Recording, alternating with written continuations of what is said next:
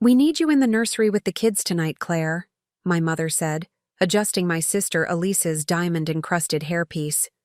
"The Caldwells are bringing their toddler, and you've always been so good with children." She didn't even look at me as she spoke, too focused on ensuring every strand of Elise's honey blonde hair fell perfectly for her engagement photos. The dismissal in her tone was unmistakable. This wasn't a request, but an assignment, delivered with the clear message that my absence from the main celebration wouldn't be noticed. Despite my newly framed architecture degree and the prestigious internship offer sitting in my email inbox, I was still just the reliable sister who could be counted on to handle the inconvenient details while everyone else enjoyed the spotlight. Before we jump back in, tell us where you're tuning in from. And if this story touches you, make sure you're subscribed, because tomorrow I've saved something extra special for you. The grand ballroom of the Westbrook Hotel glittered with champagne, flutes, and designer evening wear. Through the partially open doors, I could hear the tinkle of crystal and polite laughter as Boston's elite gathered to celebrate my sister's engagement to the son of a prominent real estate developer. Meanwhile, I sat cross-legged on the carpet of the hotel's makeshift nursery room, surrounded by building blocks and children's books, watching 3-year-old Thomas Caldwell stack colorful wooden shapes while his parents networked downstairs. "Higher, Miss Claire! Make it go higher!" Thomas demanded, his chubby hands reaching toward the tower we were building. "We need to think about the foundation first," I explained, rearranging the base blocks. "See how these wider ones create more stability? That's how real buildings stand tall, even during storms." Thomas nodded solemnly, absorbing the impromptu architecture lesson with surprising focus for a toddler. I smiled despite myself. Even here, relegated to childcare duty, on what should have been a celebratory night for our entire family, I couldn't help sharing my passion for structural design. My phone buzzed with a text from my father. "Need more champagne from storage. Can you grab it? Room service overwhelmed." I sighed, glancing at Thomas, who was now contentedly adding blocks to our restructured tower. Even from the nursery, I was expected to handle logistical problems. I texted back, "Watching the Caldwell boy, can't leave him alone." 3 dots appeared, then disappeared, then reappeared. Finally, "Ask hotel staff to watch him for 5 minutes, need champagne ASAP." I stared at the message, a familiar knot forming in my stomach. 24 years of being the practical daughter, the reliable sister, the one who could be counted on to solve problems without complaint, had conditioned me to simply comply. But something about this request, on this night in particular, struck a nerve. I had graduated summa cum laude from Cornell's architecture program 2 weeks earlier. My thesis project on sustainable urban housing had received the department's highest honors.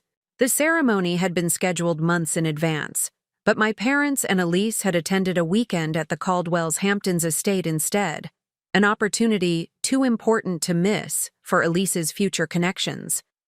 My father had texted congratulations. My mother had sent flowers. Life had continued as it always had, with my achievements acknowledged but quickly overshadowed. "I'll find someone to help," I texted back, swallowing my frustration. I stepped into the hallway, flagged down a passing staff member, and explained the situation. The young woman nodded sympathetically. "5 minutes only," she said. "Hotel policy."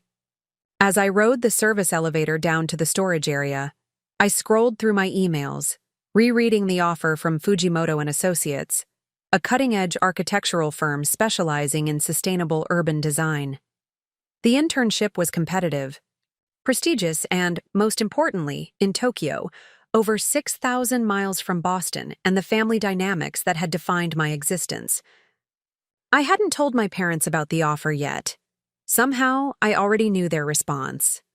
Concern about the distance, questions about why I couldn't find something local, suggestions that I might be better suited to something more practical than working with a visionary like Tadao Fujimoto. The storage room was dimly lit and chilly. I located the cases of champagne and was struggling to lift one when my phone rang.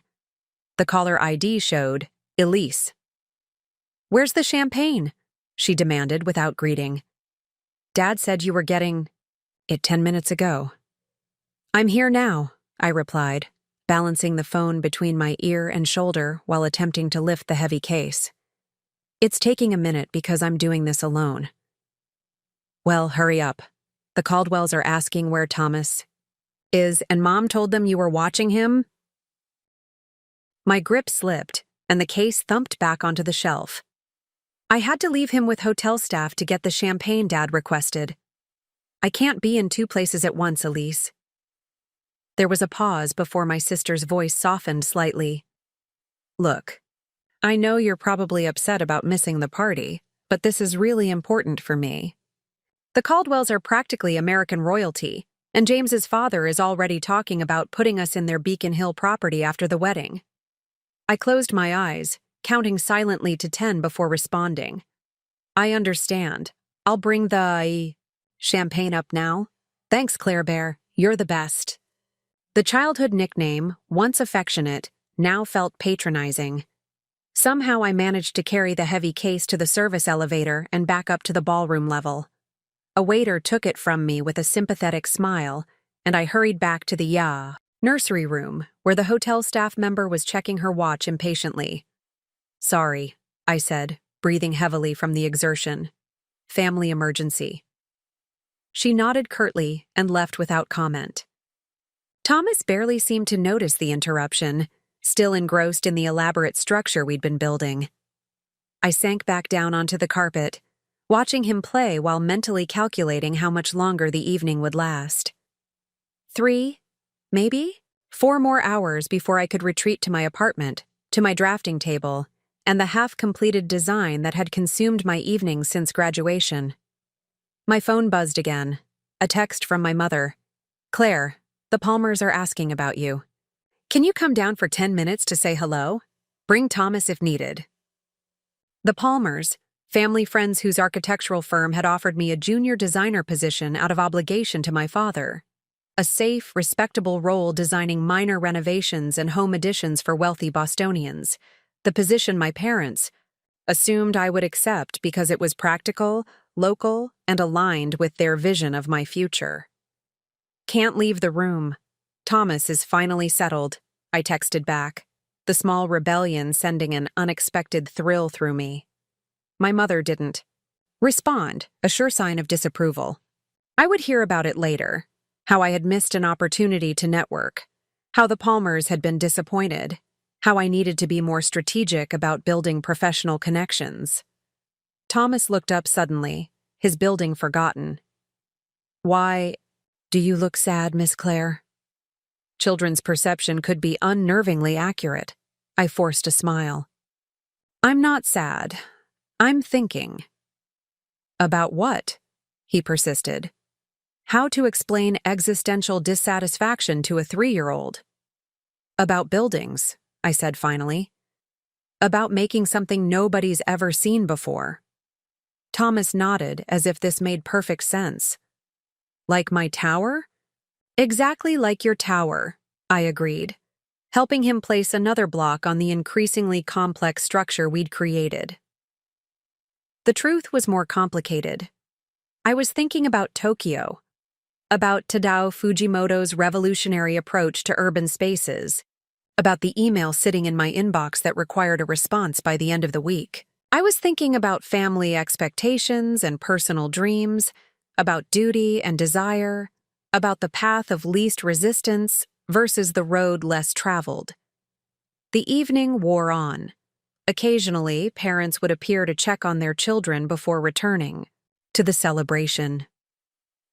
Each time I caught glimpses of the festivities, my sister radiant in designer couture, my parents proudly introducing her to influential guests, champagne flutes raised in endless toasts to the perfect couple and their brilliant future. Around 10 o'clock, the door opened to reveal James Caldwell, Thomas's father, and my sister's future brother-in-law.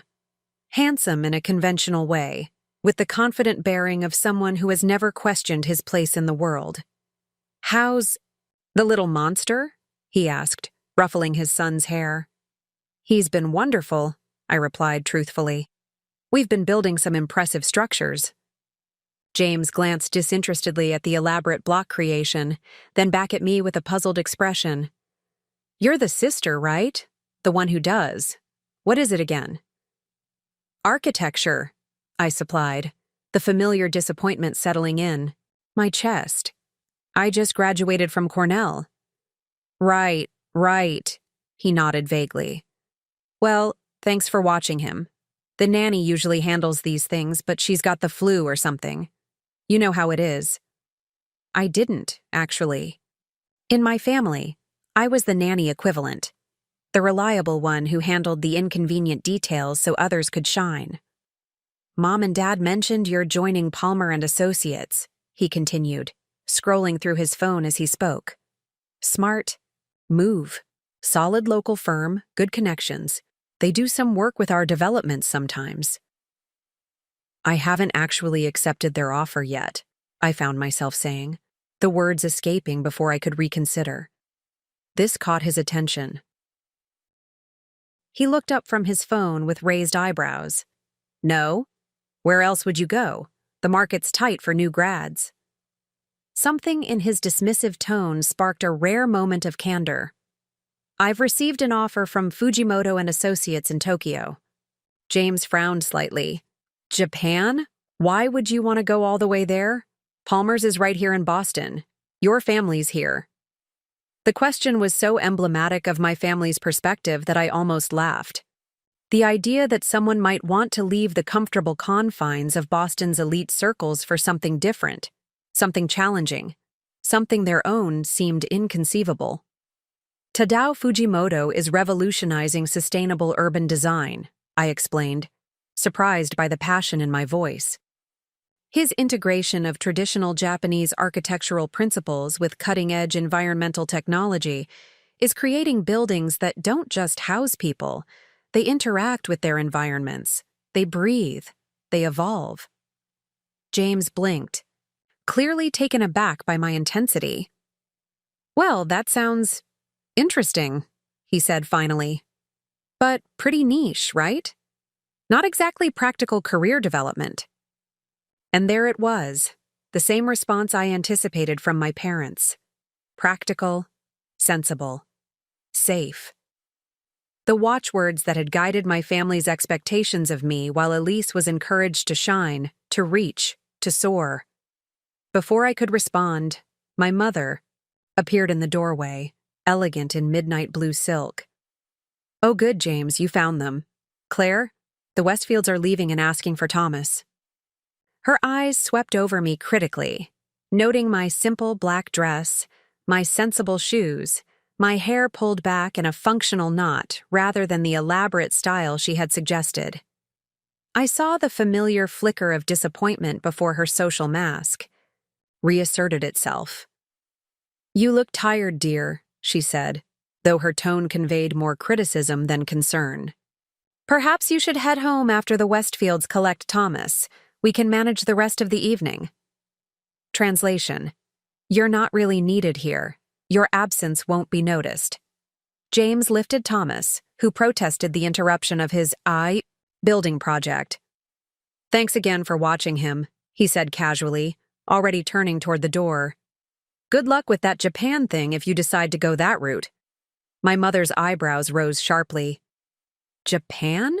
What Japan thing? Claire was just telling me about some offer she got from a firm in Tokyo, James replied, oblivious to the tension his words created. Fuji something? Environmental buildings or something like that? Fujimoto and Associates, I corrected quietly. One of the most innovative architectural firms in the world. My mother's expression shifted from surprise to concern. Tokyo? Claire, you can't be serious. The Palmers have made you a very generous offer, and your father pulled quite a few. Strings to arrange it? This is hardly the time to be discussing something so impractical. I met her gaze steadily. I wasn't discussing it. James asked about my plans. Well, we can talk about this later, she said dismissively. Now isn't the time. The Westfields are waiting. As they left with Thomas, I began cleaning up the blocks and toys scattered across the nursery floor. My phone buzzed with an email notification. Tadao Fujimoto himself, following up on the internship offer. The message was brief but personal. Ms. Davidson, your thesis project demonstrated remarkable insight into the relationship between structure and environment. Our team believes your fresh perspective would be valuable as we begin work on the Osaka waterfront renewal. Please advise regarding your decision. The architectural world is wider than Boston. Hi-T Fujimoto. I stared at the message, feeling something unfamiliar expanding in my chest. Recognition. Not from my family, not from Boston society, but from someone whose work I deeply admired. Someone who saw potential in my vision rather than practicality in my reliability. The blocks were now neatly packed away, the nursery restored to order, my duty for the evening fulfilled. Through the door, I could hear the continued sounds of celebration. Laughter, music, the clink of glasses, the soundtrack of my sister's charmed life. For 24 years, I had accepted my place in the family hierarchy. The dependable daughter, the practical sister, the one who could be counted on to handle the unglamorous necessities while others celebrated. For 24 years, I had dimmed my own light to avoid complicating the family narrative. As I gathered my belongings and prepared to slip quietly from the hotel, I made a decision. The architectural world might indeed be wider than Boston, and perhaps it was time to discover just how much wider it could be. Perhaps it was time to build something nobody had ever seen before, beginning with a version of myself my family had never bothered to look for. Preparing and narrating this story took us a lot of time, so if you are enjoying it, subscribe to our channel. It means a lot to us. Now back to the story. Growing up in the Davidson family meant understanding your place in an unspoken hierarchy. For as long as Claire could remember, that hierarchy had been clear. Elise was the star, the beauty, the social butterfly who would marry well and maintain the family's standing in Boston society. Claire was the supporter, the reliable one, the practical daughter who would stay close to home and contribute in sensible, unobtrusive ways. The pattern had been established early. When the girls were 6, their maternal grandmother had gifted them identical music boxes.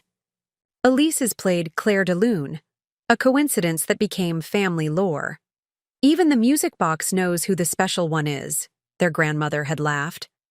Claire's played Fur Elise, another coincidence that somehow received less attention.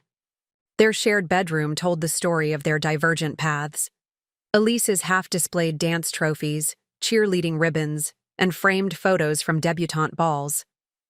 Claire's side featured academic certificates, science fair medals, and carefully constructed architectural models that grew more sophisticated as she aged. Their parents, Richard and Victoria Davidson, had never explicitly stated their differing expectations for their daughters. They didn't need to. Their actions communicated the message with absolute clarity. When 10-year-old Claire won the state mathematics competition, her father had nodded approvingly and said, "Good work, very practical skill."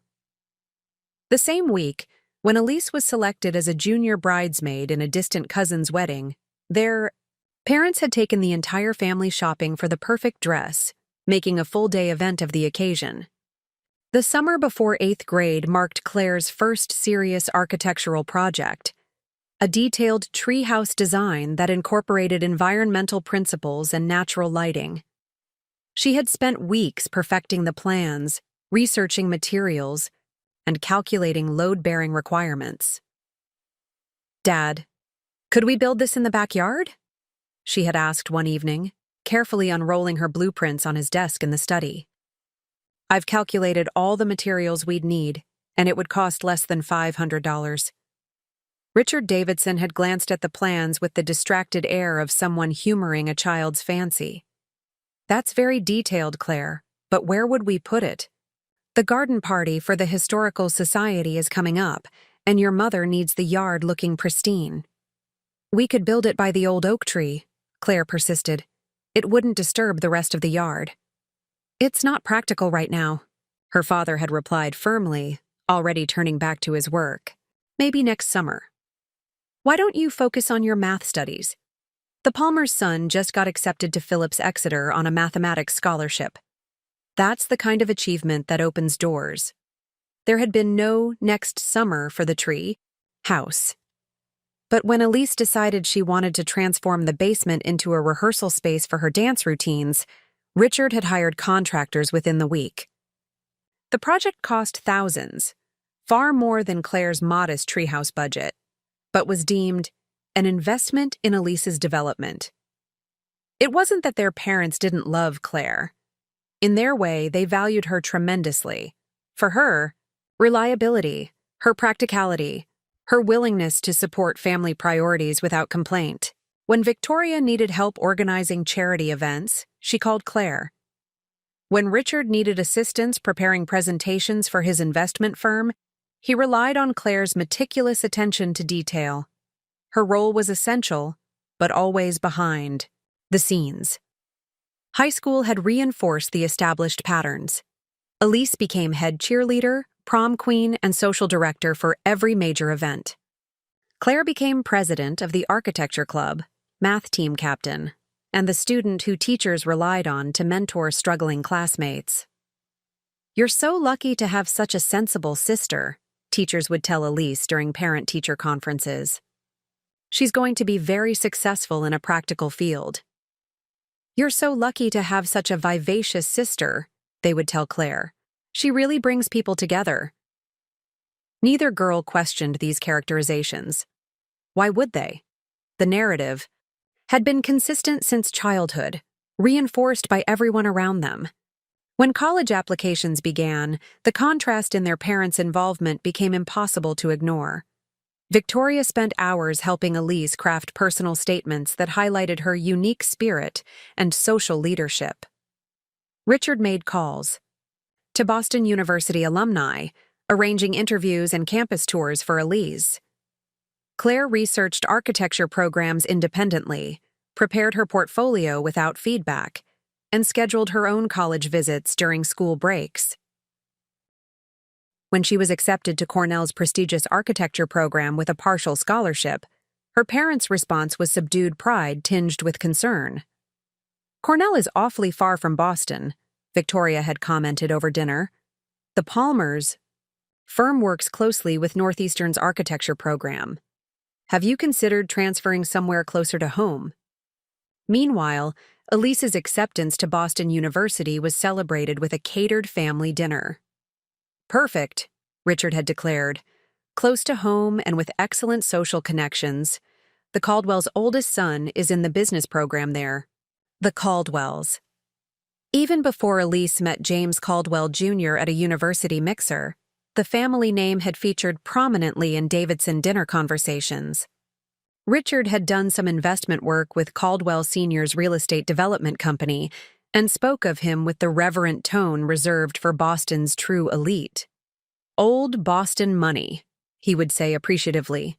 "The kind of family that opens doors just by association." The Davidsons were comfortable but relatively new to Boston's upper circles. Richard had built his investment firm through relentless networking and strategic relationships. Victoria had secured their social position through tireless volunteer work with the right charities and flawless hosting of key events. They had worked for their place in society. The Caldwells had simply inherited theirs. So when Elise began dating James Caldwell Jr. during her sophomore year, it represented the culmination of years of careful family positioning. The relationship was treated with the gravity of a diplomatic alliance, each dinner and weekend invitation analyzed for its significance. Meanwhile, Claire thrived at Cornell. Away from the family dynamics of Boston, she discovered that her practical talents earned genuine admiration in architectural circles. Her professors praised her innovative approaches to sustainable design. Classmates sought her input on their projects. For the first time, her meticulous attention to detail and analytical thinking were recognized as valuable creative assets, rather than merely useful support skills. During her junior year, Professor Hiroshi Yamamoto took particular interest in Claire's work. A visiting lecturer from the Tokyo Institute of Architecture, Professor Yamamoto had trained with Tadao Fujimoto before establishing his own successful practice. Your integration of structural efficiency with environmental responsiveness shows remarkable maturity, he told Claire after reviewing her midterm project. Most students your age focus on either impressive forms or technical solutions. You're already thinking about how buildings exist within larger systems. Unused to such specific praise, Claire had blushed and mumbled thanks. I'm serious, Ms. Davidson, Yamamoto had insisted. This kind of integrative thinking is precisely what Fujimoto-san emphasizes in his practice. Have you considered applying for the international internship program in Tokyo after graduation? The suggestion had seemed outlandish at first. Tokyo? Across the world from Boston, from family expectations, from the comfortable path already, half arranged through her father's connections with Palmer and Associates? But the seed was planted. Throughout her senior year, Claire researched Fujimoto's work with increasing excitement. His approach to architecture aligned perfectly with her own developing philosophy. Buildings should do more than simply exist. In environments, they should contribute positively to those environments, creating sustainable relationships between structure and surroundings. When Professor Yamamoto offered to recommend her for the internship, Claire accepted despite the whisper of guilt that accompanied any deviation from family expectations. She submitted her portfolio along with her thesis project, a community-centered design that incorporated passive cooling systems, rainwater collection, and green spaces that served both aesthetic and practical purposes. What she hadn't expected was for Tadao Fujimoto himself to respond to her application. Your work shows uncommon understanding of the dialogue between built and natural environments, his email had stated. This perspective is refreshing and valuable. We would be pleased to have you join our team in Tokyo. The acceptance had arrived 3 days before her graduation ceremony. The graduation her family had opted to miss in favor of the Caldwell's Hamptons invitation. Claire had celebrated alone in her apartment with a single glass of champagne, the email from Fujimoto open on her laptop. In that moment, she had glimpsed a possible future different from anything the Davidson family had envisioned for her. A future where her talents were not merely practical, but transformative. A future where she wasn't the reliable background player, but a recognized innovator in her own right. The vision was exhilarating. It was also terrifying. For 24 years, Claire had accepted the family narrative without serious challenge. She had been the sensible daughter, the practical sister, the reliable support system. Who would she be outside that carefully constructed identity? What would it mean to prioritize her own ambitions over family expectations? And could she really walk away from everything familiar to pursue a dream on the other side of the world? These questions had followed her back to Boston after graduation. They had accompanied her to her interview at Palmer and Associates, where the senior partners had offered her a position with the air of bestowing a favor on Richard Davidson's daughter. They had lingered as she reconnected with childhood friends who all asked the same question. So you'll be settling back in Boston now, right? They had intensified during the weeks leading up to Elise's engagement celebration, as Claire observed. Her parents' all-consuming focus on the event and the social opportunities it presented. The unspoken expectation was clear. Claire would support her sister's moment, handle whatever practical tasks were needed, and remain carefully in the background, just as she always had. But now, standing in the silent nursery after everyone had retrieved their children and returned to the celebration, Claire faced the questions directly for the first time.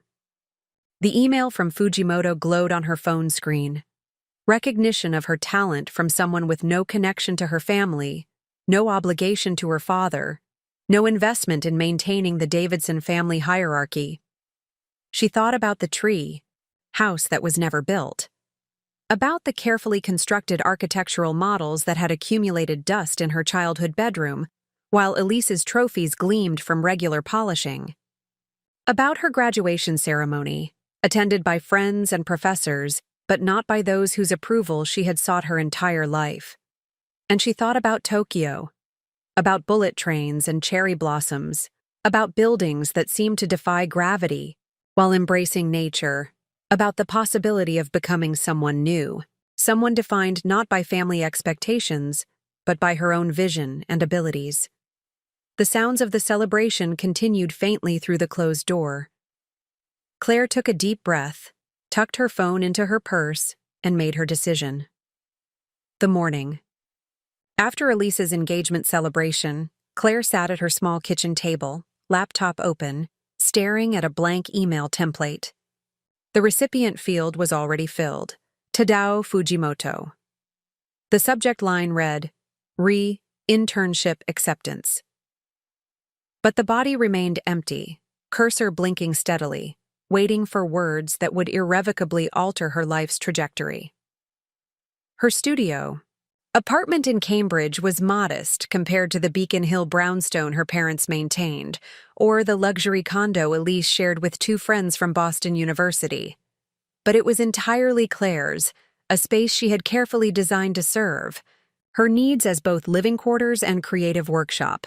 Drafting table by the north-facing window, bookshelves filled with architectural texts and sustainable design manuals, wall space dedicated to blueprints and concept sketches, everything practical, functional, and intentional.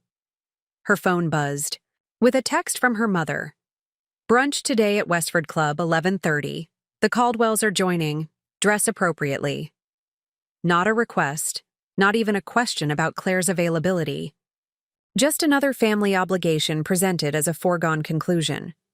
Claire set the phone down without responding and returned to the blank email. The decision she had reached in the hotel nursery the night before remained firm in the morning light, but translating that decision into action required a courage she wasn't entirely sure she possessed. Her doorbell rang, an unexpected interruption. Through the peephole, she saw her sister's familiar face, looking uncharacteristically serious. "Morning," Elise said when Claire opened the door. She wore designer sunglasses and carried 2 coffee cups from the expensive cafe down the street. "Figured you might need caffeine after last night." Claire accepted the peace offering with surprise. "Thanks. I didn't expect to see you before brunch." Elise slipped off her sunglasses, revealing slightly reddened eyes. "I wanted to talk. To you privately first, about last night, and other things." They settled on Claire's small sofa, the coffee cups steaming between them. Elise looked around the apartment with new interest, seemingly noticing details that had escaped her during previous brief visits. "Your place really suits you," she commented. "It's like being inside your brain. Everything has a purpose and fits together perfectly." Claire smiled slightly. "Was that a compliment or an observation that I'm boring?" "Neither. Both. I don't know." Elise sighed, uncharacteristically hesitant. "Look, I heard what James said about your Tokyo offer. He mentioned it to everyone at our table after you left." Claire stiffened. "Great. So now the entire engagement party knows about my business before I could even tell my own family." "That's the thing," Elise said slowly. "When he brought it up, Mom and Dad looked, I don't know how to describe it, blindsided? Like they couldn't comprehend that you'd make a major life decision without consulting them first." "I haven't actually made the decision yet," Claire clarified, though the blank email waiting on her laptop suggested otherwise. "But you're considering it," Elise pressed. "Seriously considering it." Claire met her sister's gaze directly. "Yes. Fujimoto is a visionary in sustainable architecture. This internship is the kind of opportunity that comes once in a lifetime." "In Tokyo," Elise emphasized, "literally on the other side of the world." "That's part of the appeal," Claire admitted, the words emerging with unexpected honesty. "Being somewhere completely new. Somewhere I'm not defined by family expectations or history." A flash of hurt crossed Elise's face. Is being part of this family really so terrible? The question hung between them, heavy with unspoken complications. Claire considered her response carefully. "It's not terrible," she said finally. "It's just limiting. I've spent my entire life being the practical one, the reliable one, the one who handles the details while everyone else gets to shine. Last night was just another example. I'm 24 years old with an architecture degree from Cornell, and my assigned role at my sister's engagement party was babysitting in the nursery room." Elise had the grace to look uncomfortable. "I didn't arrange the seating or assignments. That was all Mom." "But you didn't question it either," Claire pointed out. "No one did, because it's what everyone expects from me, to handle the unglamorous necessities so the family can focus on what they consider important." Elise was quiet for a moment, absently turning her coffee cup in her hands. "I never thought about it that way," she admitted. "You've always seemed so content with your role, so capable, like you didn't need the attention or recognition that She trailed off, looking embarrassed. "That you thrive on?" Claire suggested, not unkindly. Elise nodded. "I know how it sounds. But I've never been good at the things that come easily to you. The academics, the focus, the ability to work independently. I've always needed the external validation, the audience, the support, and you've always been so self-sufficient." "Being self-sufficient isn't the same as not wanting recognition," Claire said quietly. "I've just learned not to expect it." The sisters sat in silence for a moment, years of unexamined family dynamics suddenly visible between them. "So what will you tell Fujimoto?" Elise finally asked. Claire glanced toward her laptop. "That I accept the position. That I'm honored by the opportunity and excited to join their team." "And Mom and Dad?" "The truth. That I've accepted an internship that aligns perfectly with my professional goals and personal values. That I'll be moving to Tokyo next month." Elise's eyes widened. "Next month? That's so soon." "What about the Palmer's offer?" "I'll decline it, respectfully but firmly." "Dad pulled a lot of strings to arrange that position," Elise warned. "He's been telling everyone at the club about his daughter joining one of Boston's most established architectural firms." Claire felt a flicker of irritation.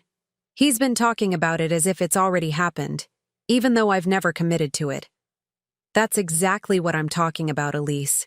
Everyone making decisions about my life without actually consulting me." Elise didn't argue the point. Instead, she asked, "What can I do? To support you, I mean." The question was so unexpected that Claire found herself momentarily speechless. In all their years growing up together, she couldn't recall Elise ever asking how she could support Claire's goals or ambitions. Usually, the support flowed in the opposite direction. "You could help me tell them," Claire suggested, surprising herself with the request. "Not to speak for me or defend my decision, but just be there, as my sister, as someone who understands. This isn't about rejecting the family, but about pursuing something important to me." Elise considered this, then nodded slowly. "I can do that. I might not understand everything about your architectural dreams or why Tokyo specifically calls to you, but I do understand needing to follow your own path." A small smile played at her lips. "Even if yours involves sustainable buildings instead of socialite marriages." Claire laughed, the sound releasing some of the tension that had built between them. "We certainly chose different types of construction projects." Elise's expression turned more serious. "Do you think I'm making a mistake? With James, I mean. With this whole Caldwell alliance that Mom and Dad are so excited about?" The directness of the question caught Claire off guard. Elise had never sought her opinion on personal matters before, certainly not regarding something as significant as her engagement. "Do you love him?" Claire asked simply. Elise considered the question with surprising thoughtfulness. "I love certain things about him. I love the life we could have together." I love the security and status that comes with being a Caldwell. That's not quite the same as loving the person, Claire observed. No, Elise agreed. But maybe it's enough? In the circles we move in, marriages are as much about alliance as emotion. Mom and Dad would say I'm being practical. The irony wasn't lost on either of them. For once, Elise was making the practical choice while Claire was pursuing the passion project. I can't tell you what's right for your life, Claire said carefully. But I do think it's worth asking yourself, if you're choosing James or if you're choosing what everyone expects of you, those aren't necessarily the same thing. Elise nodded slowly, absorbing the advice. When did you get so wise about relationships? You haven't dated anyone seriously since that engineering student junior year. Claire shrugged. Maybe it's easier to see patterns when you're not caught up in them yourself. They finished their coffee in companionable silence, something shifting in the air between them. Not a complete transformation of their relationship, but a crack in the roles they had played for each other throughout childhood and into adulthood. A glimpse of the possibility that they could relate to each other as individuals rather than as characters in the Davidson family narrative. Elise checked her watch. We should probably head to brunch soon. Mom will be insufferable if we're late, especially with the Caldwells there. Claire took a deep breath. I need to finish something first. Can you give me 15 minutes? Elise seemed to understand the significance of the request. Take your time. I'll wait. When Elise stepped into the hallway to make a phone call, Claire returned to her laptop. The cursor still blinked on the blank email, but the words came more easily now. Dear Mr. Fujimoto, I am honored to accept the internship position with Fujimoto and Associates. Your work in sustainable urban design represents exactly the approach to architecture that inspires me, creating structures that enhance rather than merely occupy their environments. I am particularly excited about the opportunity to contribute to the Osaka waterfront renewal project. The challenge of designing spaces that respect both natural ecosystems and human needs aligns perfectly with my professional aspirations. I can confirm my availability to begin next month as suggested. Please let me know what additional documentation or preparation I should complete before arrival. Thank you for this extraordinary opportunity. I look forward to bringing my perspective to your team and learning from your visionary approach. Sincerely, Claire Davidson. She read it over once, made a minor edit, then clicked send before she could reconsider. The action felt momentous, a declaration of independence as significant as any historical document. Claire Davidson, no longer defined primarily as Elise's practical sister or Richard and Victoria's reliable daughter, but as an architectural designer with her own vision and voice. When Elise returned, Claire was shutting down her laptop with a sense of finality. Ready for brunch? Elise studied her sister's face.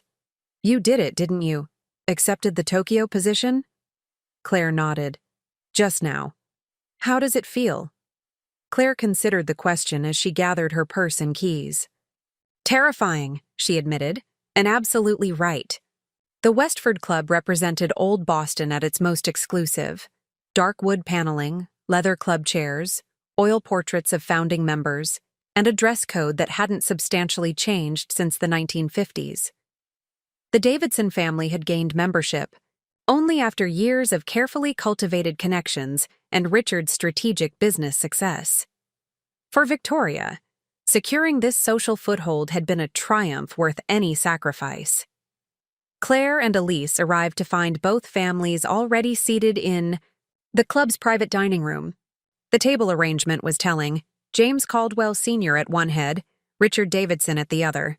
Victoria seated beside Mrs. Caldwell, the two women deep in conversation about wedding venues. James Jr. looking politely bored as he checked his phone beneath the table. Sorry we're late, Elise apologized, kissing her mother's cheek before taking her assigned seat beside James. Claire and I had some sister business to discuss. All eyes turned to Claire, who realized she'd been placed as far from the Caldwells as the table arrangement allowed. a clear indication of her perceived irrelevance to the family merger in progress. "Claire?" her father acknowledged with a nod. "We were just discussing the Palmers' generous offer. Harold Palmer himself called me this morning to express how pleased they are to be bringing you onto their team." Claire felt her stomach tighten as she took her seat. Under the table, Elise gave her a subtle thumbs-up of encouragement. "Actually," Claire began, her voice steadier than she expected, "I've made a different decision about my professional direction." Victoria's social smile froze. Richard's expression shifted from satisfied to wary. "What do you mean, different decision?" he asked, careful to keep his tone light in front of the Caldwells. Claire took a deep breath. "I've accepted an internship with Fujimoto and Associates, a cutting-edge architectural firm specializing in sustainable urban design. They're based in Tokyo, and I'll be starting next month." The silence that followed was absolute. Victoria's teacup hovered halfway to her lips. Richard's face flushed a dangerous shade of red. Even James Sr., who had barely acknowledged Claire's existence until this moment, looked up with sudden interest. "Fujimoto?" he repeated. "The Japanese architect who designed that revolutionary floating structure in Seoul last year?" Claire nodded, surprised that the elder Caldwell would be familiar with contemporary architecture. "Fascinating work," James Sr. continued, seemingly oblivious to the Davidson family tension. "I've been following his urban renewal projects, completely reimagines the relationship between commercial and residential spaces. Very forward-thinking." This unexpected validation from Boston's old money patriarch temporarily derailed Richard's building objection. Victoria, however, recovered more quickly. "Claire, darling," she said with brittle brightness, "this is the first we're hearing of this opportunity. Surely you wouldn't make such a life-altering decision without discussing it with family first?" The implied criticism was clear. Proper Davidson daughters did not make independent decisions, especially ones that disrupted carefully laid family plans. "I received the offer recently," Claire replied evenly, "and after careful consideration, determined it was the right choice for my professional development." "But Tokyo," Victoria pressed, her smile never wavering though her eyes had hardened. "It's so very far away. And the Palmers have been so accommodating." "I think it's brilliant," Elise interrupted, surprising everyone at the table. Claire's thesis project on sustainable urban housing was revolutionary. Professor Yamamoto said so. That's why Fujimoto personally recruited her. Claire shot her sister a grateful look as the conversation shifted, with James Sr. asking unexpectedly specific questions about Fujimoto's methodology and approach to urban spaces. It seemed the elder Caldwell had architectural interests that went beyond mere investment properties, interests that had never emerged in previous family gatherings, because no one had thought to engage Claire in meaningful conversation about her work. As brunch progressed, the dynamics at the table subtly rearranged. James Sr. directed more questions to Claire, genuinely interested in her perspective on architectural trends. Mrs. Caldwell revealed she had studied art history at Wellesley and had a particular interest in the integration of traditional Japanese design elements in modern architecture. Even James Jr. looked up from his phone occasionally, apparently surprised to discover that his fiancée's practical sister had opinions worth hearing. Throughout the meal, Richard remained unnaturally quiet, processing this unexpected disruption to his carefully orchestrated family narrative. Victoria maintained her social composure, but sent Claire increasingly pointed looks that promised a more direct conversation later. When brunch concluded and the families prepared to part ways, James Sr. surprised everyone by addressing Claire directly. "Keep me updated on your work with Fujimoto," he said, handing her his business card.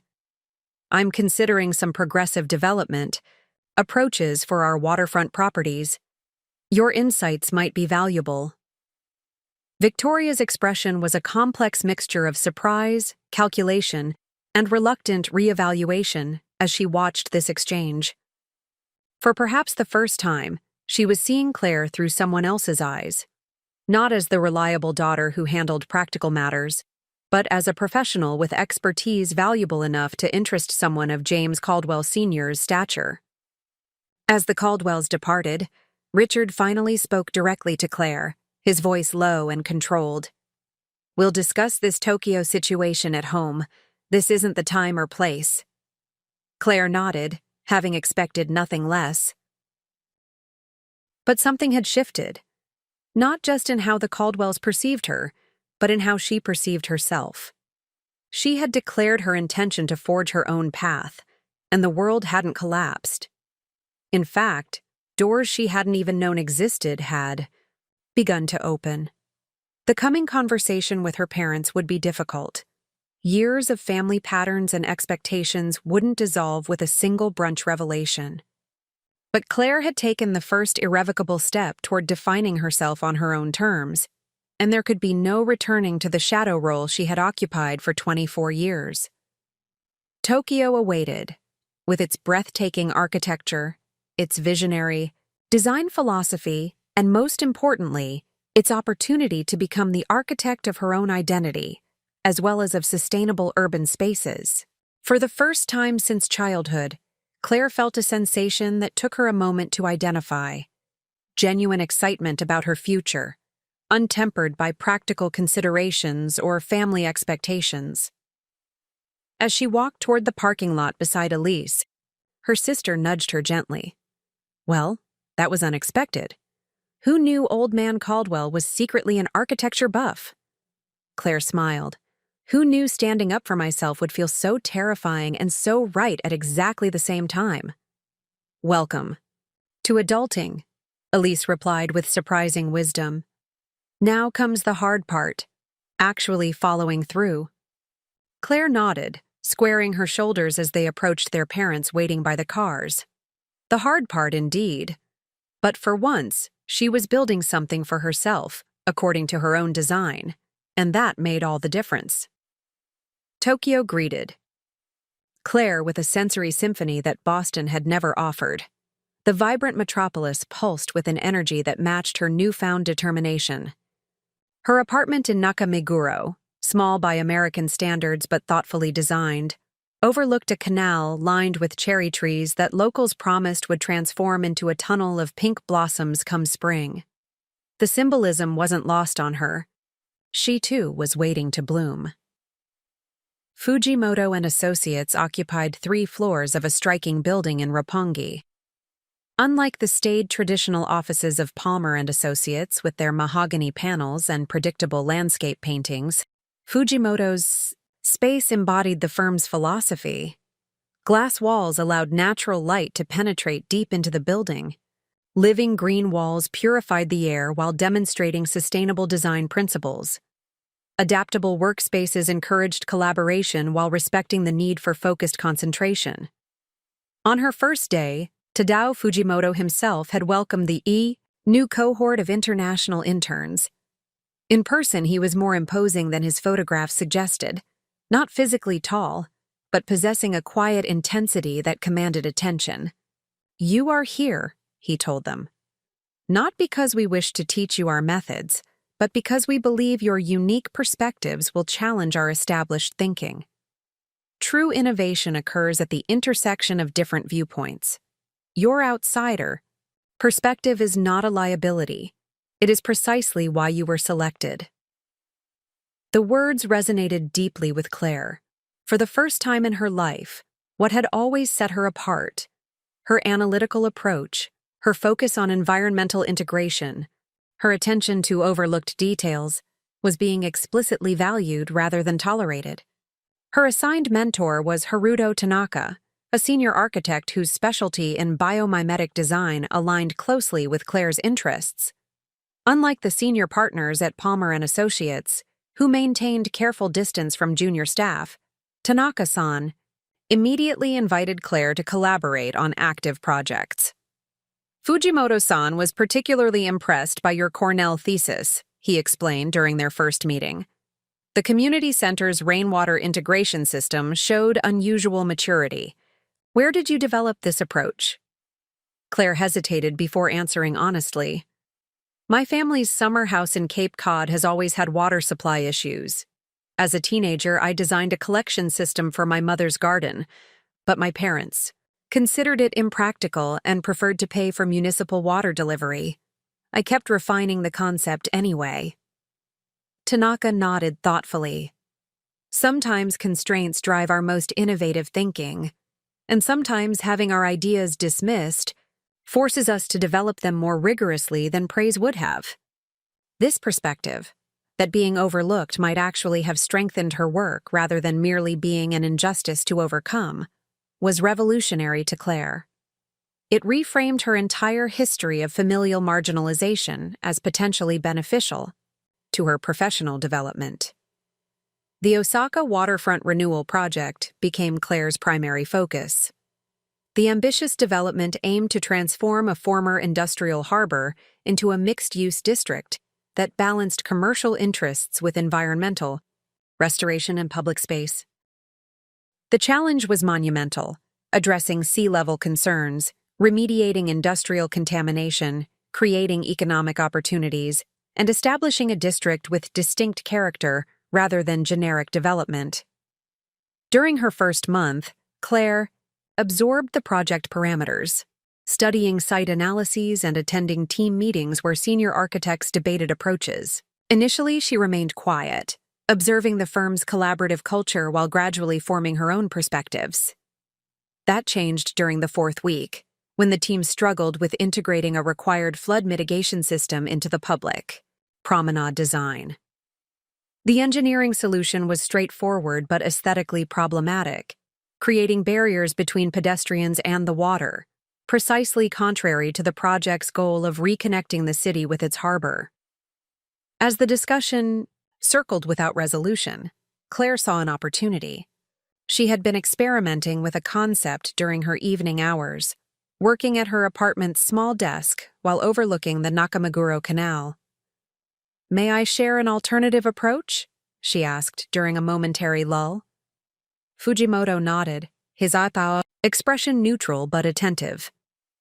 Claire connected her tablet to the presentation system and displayed a series of sketches and preliminary 3D models. Rather than treating flood protection as separate infrastructure, what if we integrated it into an experiential landscape? A terraced public space that functions as stepped protection during high water events, but serves as gathering areas, performance venues, and viewpoints during normal conditions. She advanced to the next image. Traditional approaches hide water, management systems underground or behind barriers. But what if we celebrate the relationship with water? These features could make tidal patterns visible and tangible to visitors, creating an educational component about sea level change while simultaneously addressing practical engineering requirements. The room fell silent as her concept images rotated on screen. Her heart pounded in her chest. In Boston, she would have immediately qualified her proposal, downplaying its originality to avoid appearing presumptuous. Here, she forced herself to remain quiet, allowing her work to speak for itself. Fujimoto studied the images with intense focus before turning to Tanaka. "Haruto, what do you think?" "The concept has merit," Tanaka replied. "The integration of function and experience is elegant. The technical implementation needs development, but the approach is aligned with our philosophy of honest environmental engagement." Fujimoto turned back to Claire. "Davidson-san, these sketches, when did you develop them?" "During evenings, sir. I've been thinking about water integration since my undergraduate work." A flicker of approval crossed his face. Dedication outside office hours reflects genuine passion. Work with Tanaka-san to develop this concept for next week's client presentation. We'll include it as an alternative approach. The validation was both exhilarating and terrifying. Claire had never been entrusted with client-facing work so quickly in a new position. Back in Boston, junior staff at firms like Palmer's spent years working on bathroom details and material specifications before being allowed near concept development. Over the following days, Claire and Tanaka refined the proposal, addressing technical requirements while preserving the core concept. They worked late into evenings, the office gradually emptying until only their corner remained illuminated. During these hours, Claire discovered a level of professional fulfillment she hadn't known existed. The pure joy of collaboration with someone who valued her perspective without family history or social positioning clouding the interaction. "You have unusual perspective for someone early in their career," Tanaka commented during one such evening. "Most young architects are either technically proficient but unimaginative, or conceptually ambitious but practically naive. You balance both elements naturally." Claire hesitated, then shared something she rarely articulated. "I've always existed between categories. Not the social butterfly my sister is, but not completely introverted either. Interested in both artistic expression and technical precision, when architecture education often forces choosing sides. Growing up, this in-between quality made me difficult to categorize in family narratives. Here, it seems to be valuable."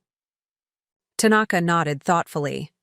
"The Japanese concept of ma, the meaningful space between defined elements, is central to our aesthetic philosophy. Your comfort with this intermediate space gives your work distinctive character." The client presentation arrived with startling swiftness. The Osaka Development Corporation representatives, primarily conservative men in dark suits, listened politely to Fujimoto's overview of their approach. When Claire's concept appeared on screen, she steeled herself for the skepticism she assumed would greet an unconventional proposal from a young female foreign architect. To her surprise, the head of the delegation leaned forward with evident interest.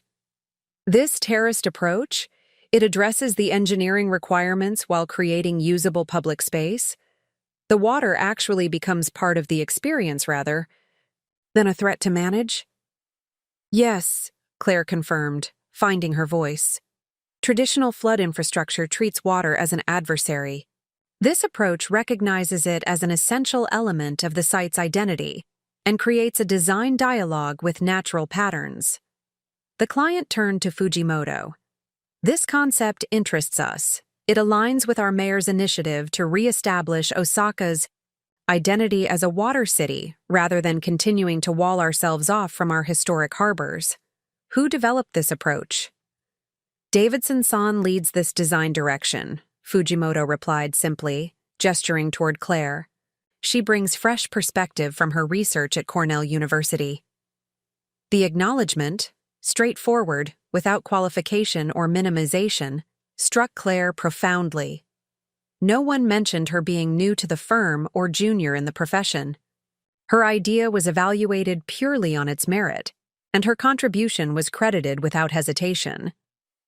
As the meeting concluded, the client specifically requested further development of Claire's concept for the next presentation. Walking back to the Chitao, Fujimoto office's Tanaka explained the significance of this outcome. "The Osaka project is highly visible. The corporation rarely expresses direct preference for design approaches so early in development. Fujimoto-san placed significant trust in your concept by presenting it alongside established strategies." That evening, alone in her apartment, Claire opened her laptop to find an email from Elise. The subject line read, "You won't believe what happened at dinner tonight." "Claire, the Caldwells hosted dinner for both families to discuss wedding venues. You'll never guess what happened. James's father spent 15 minutes telling everyone about some revolutionary waterfront project happening in Osaka, Japan. He's considering similar approaches for Boston Harbor development and mentioned working with a brilliant young architect at Fujimoto's firm. It took our parents halfway through his monologue to realize he was talking about you." Mom nearly dropped her wine glass. Dad looked like he was experiencing a system reboot. James Sr. asked if they were planning to visit your project in Osaka. When they fumbled some vague response about international travel being complicated, He seemed genuinely confused that they wouldn't prioritize seeing their daughter's work on such a significant project. I think this might be the first time anyone in their social circle has spoken about you with more enthusiasm than about me. The look on Mom's face was priceless. Miss you. Looking forward to hearing more about this apparently headline-worthy work you're doing. Elise P.S. James Sr. wants your contact information to discuss potential applicability to New England coastal conditions. Should I give it to him, or would that complicate things with your Fujimoto work? Claire stared at the message, emotions swirling. Her concept hadn't even been formally accepted yet, much less implemented or publicized. How had James Caldwell Sr. even heard about it? The project was significant in Osaka, but hardly international news at this early stage. She opened her browser and typed Fujimoto Osaka waterfront into the search bar. The most recent result, dated just hours ago, was from an architectural trade publication. Fujimoto team proposes revolutionary water integration strategy for Osaka renewal. The accompanying image was unmistakably her concept rendering.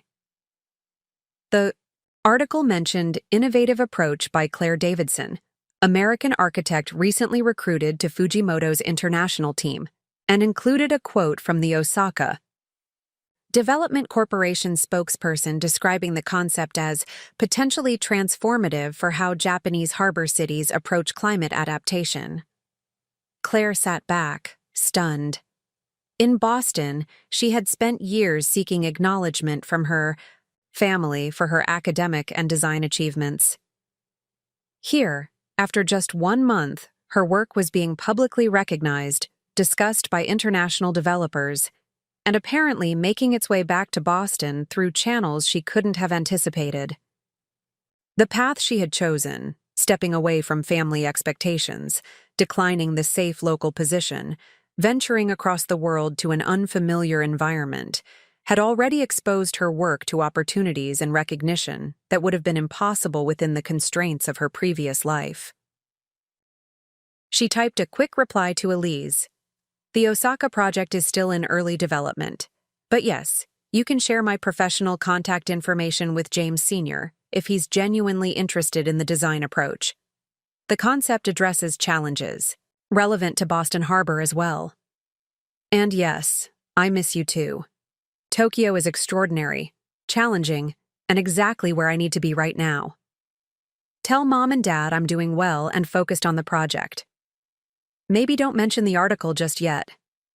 I'd rather let the work speak for itself when there's something more concrete to show. She paused, then added, P.S. Is it terrible that I'm slightly enjoying the thought of Mom and Dad trying to process the idea that their practical daughter might actually be doing something noteworthy? Claire closed her laptop and walked to the small balcony overlooking the canal. The evening lights of Tokyo reflected in the water, creating parallel worlds of illumination above and below the surface. The metaphor wasn't lost on her. She too was experiencing a reflection and inversion of everything she had previously understood about her capabilities and potential. For 24 years, she had internalized the narrative that her practical nature was a limitation rather than a strength. That her analytical mind made her useful but not exceptional. That her place was supporting others' moments rather than creating her own.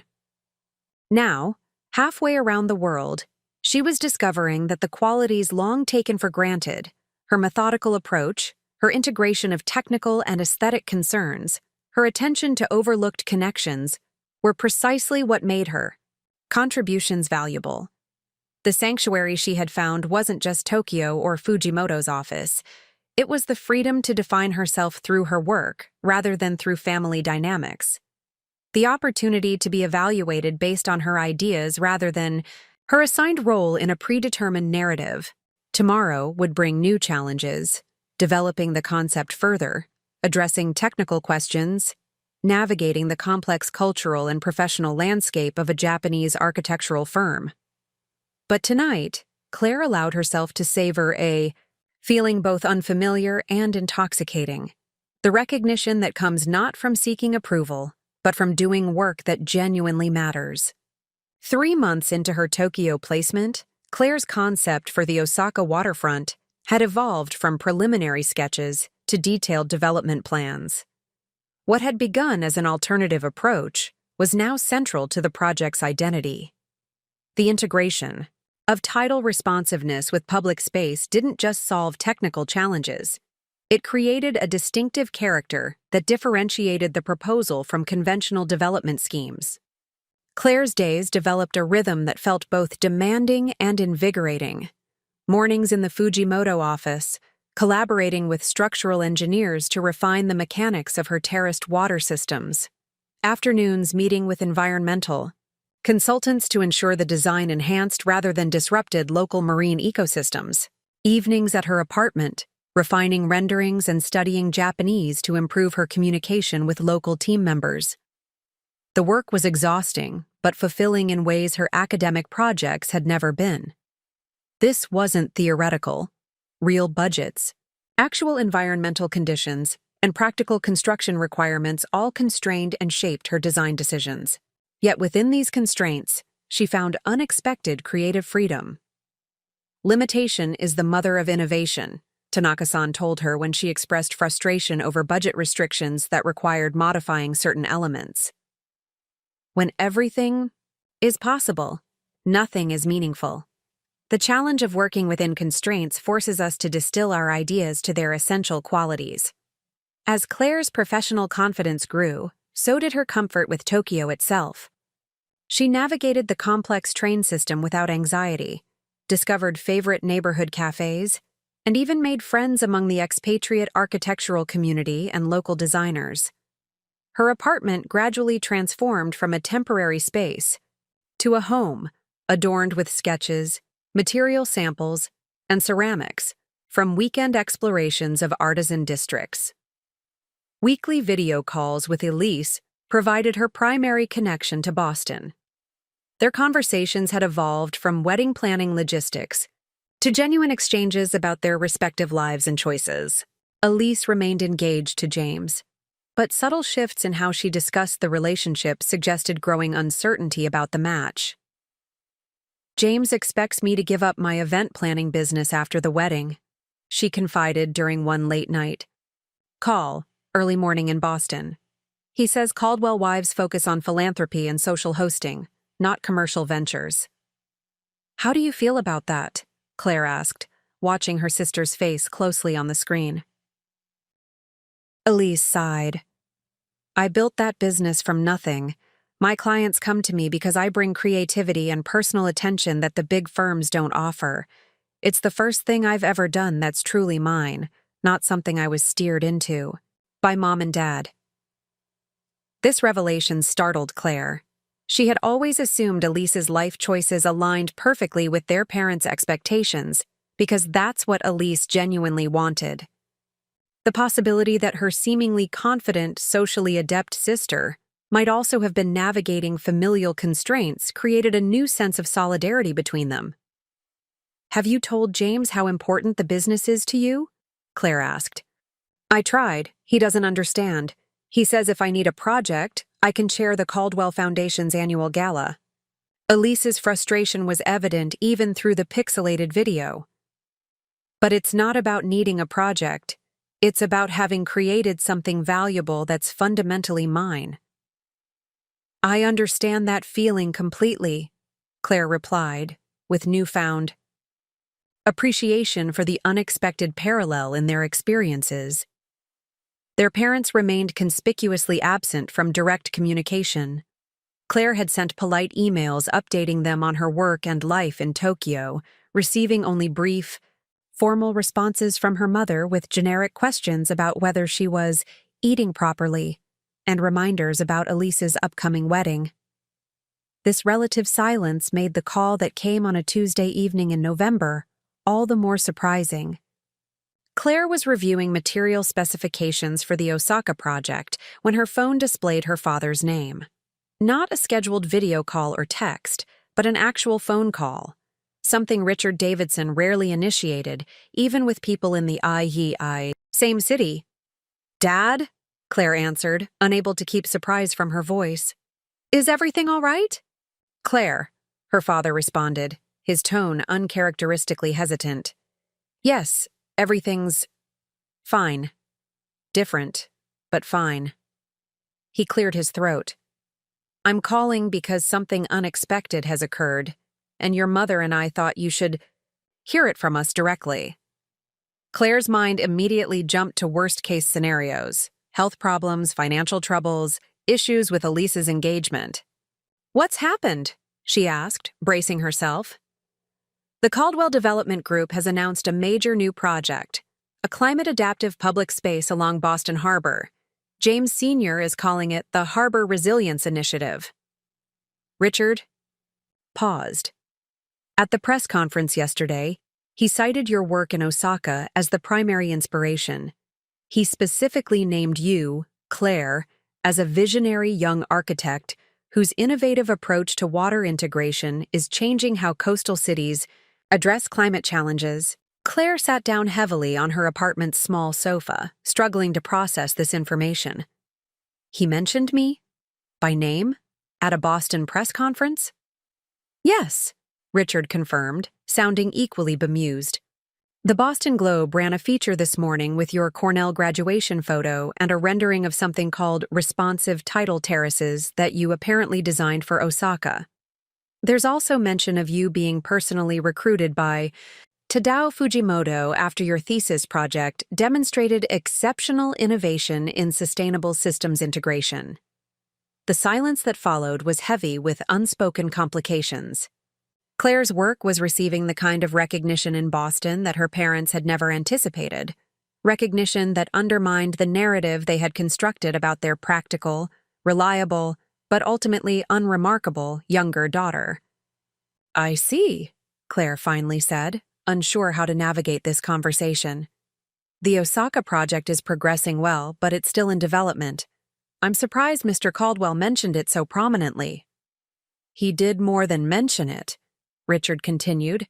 He's requested that you consult on the Boston project during your holiday visit for Elise's wedding.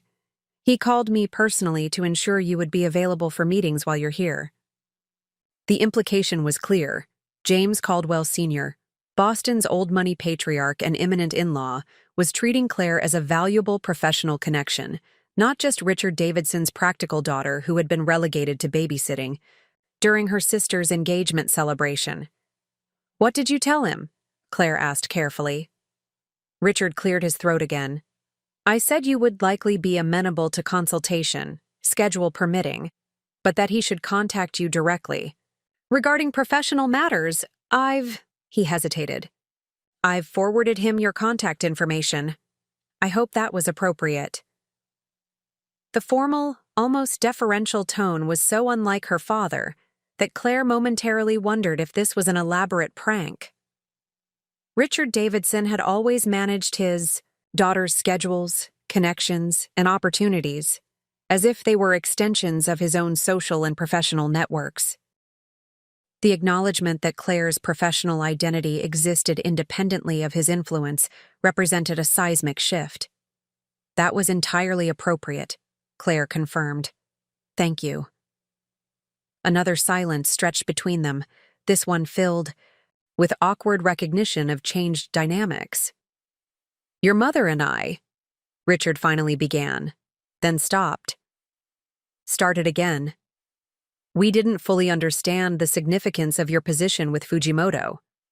The article described him as perhaps the most influential architectural innovator of the century, and mentioned a highly selective international recruitment program that apparently accepts less than 1% of applicants. Fujimoto-san values fresh perspectives, Claire said simply, unwilling to either diminish or exaggerate her accomplishments. My approach to environmental integration aligned with the firm's philosophy. Yes, well, Richard sounded increasingly uncomfortable.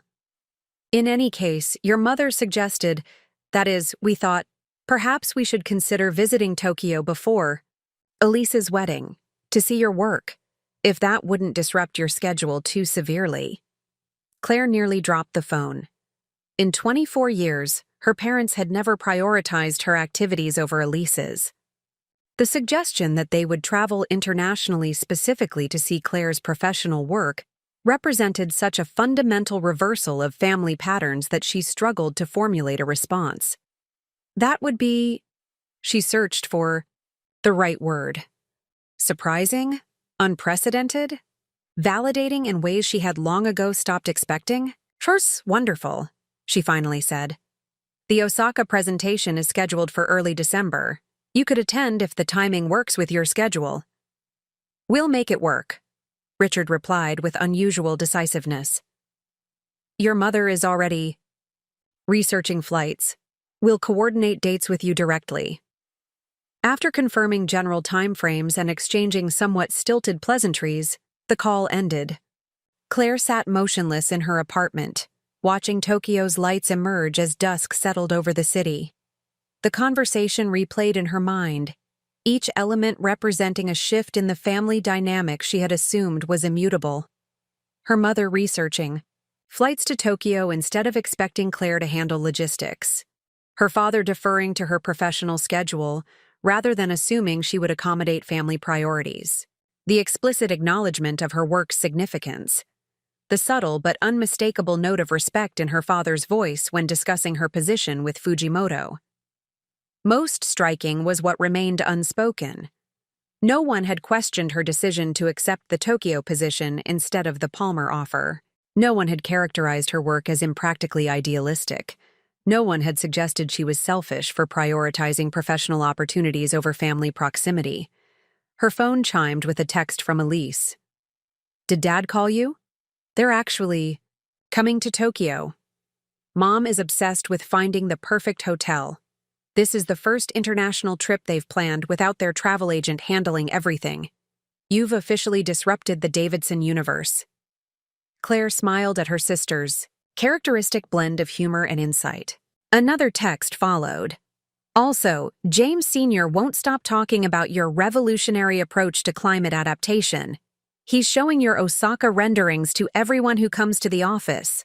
Pretty sure Dad's head might explode from conflicting emotions, pride that his daughter is impressing the Caldwells versus confusion that it's you getting all this attention instead of me for once. This observation captured the essence of the situation. Claire's parents had constructed a family narrative where Elise was the exceptional, socially accomplished daughter, while Claire was the reliable, practical support system. Now that narrative was being challenged by external validation from the very social circles her parents most respected. Claire wondered how she should feel about this development.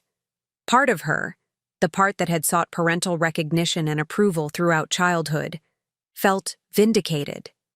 See? My work matters. My choices were valid. The path I chose has value, even by your standards.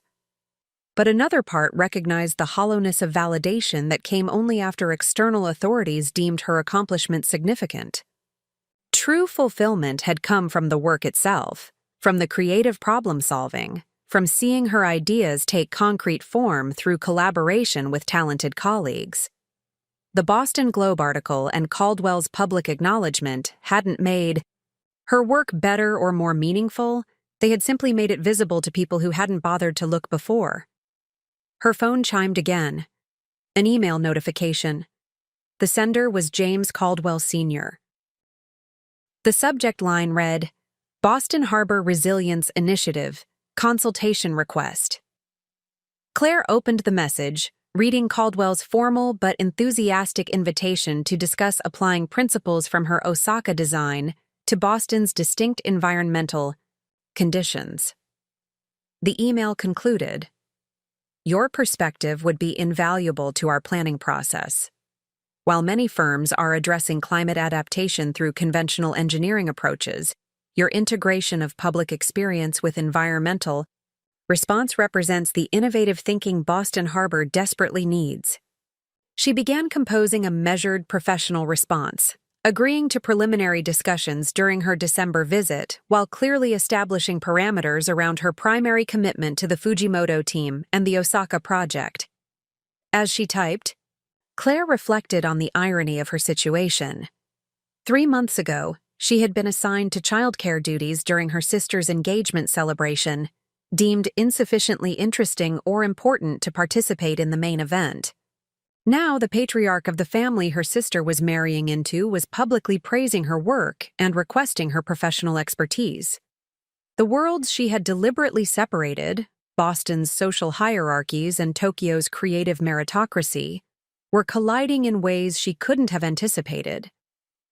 The question now was how to navigate this convergence without losing the hard-won clarity about her own value and priorities that Tokyo had helped her develop.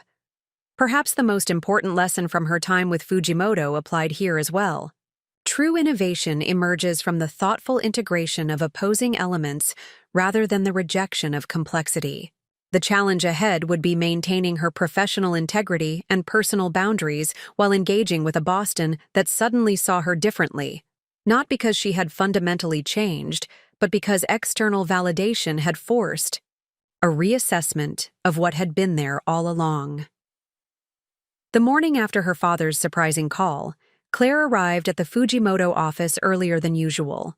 She needed time to process the developments before immersing herself in the day's collaborative sessions.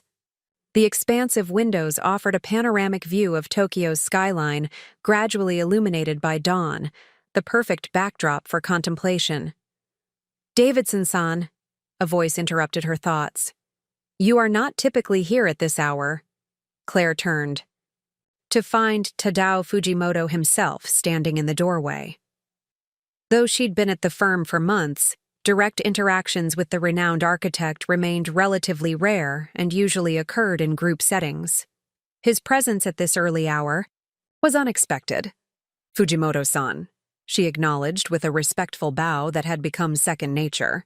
"I wanted to review some material studies before the engineering consultation."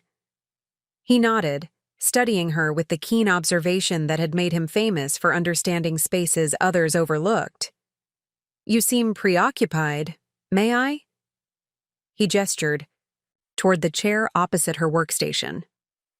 "Of course," Claire replied, surprised by his interest. Fujimoto settled into the chair with characteristic economy of movement. "Yesterday, my office received a call from Boston.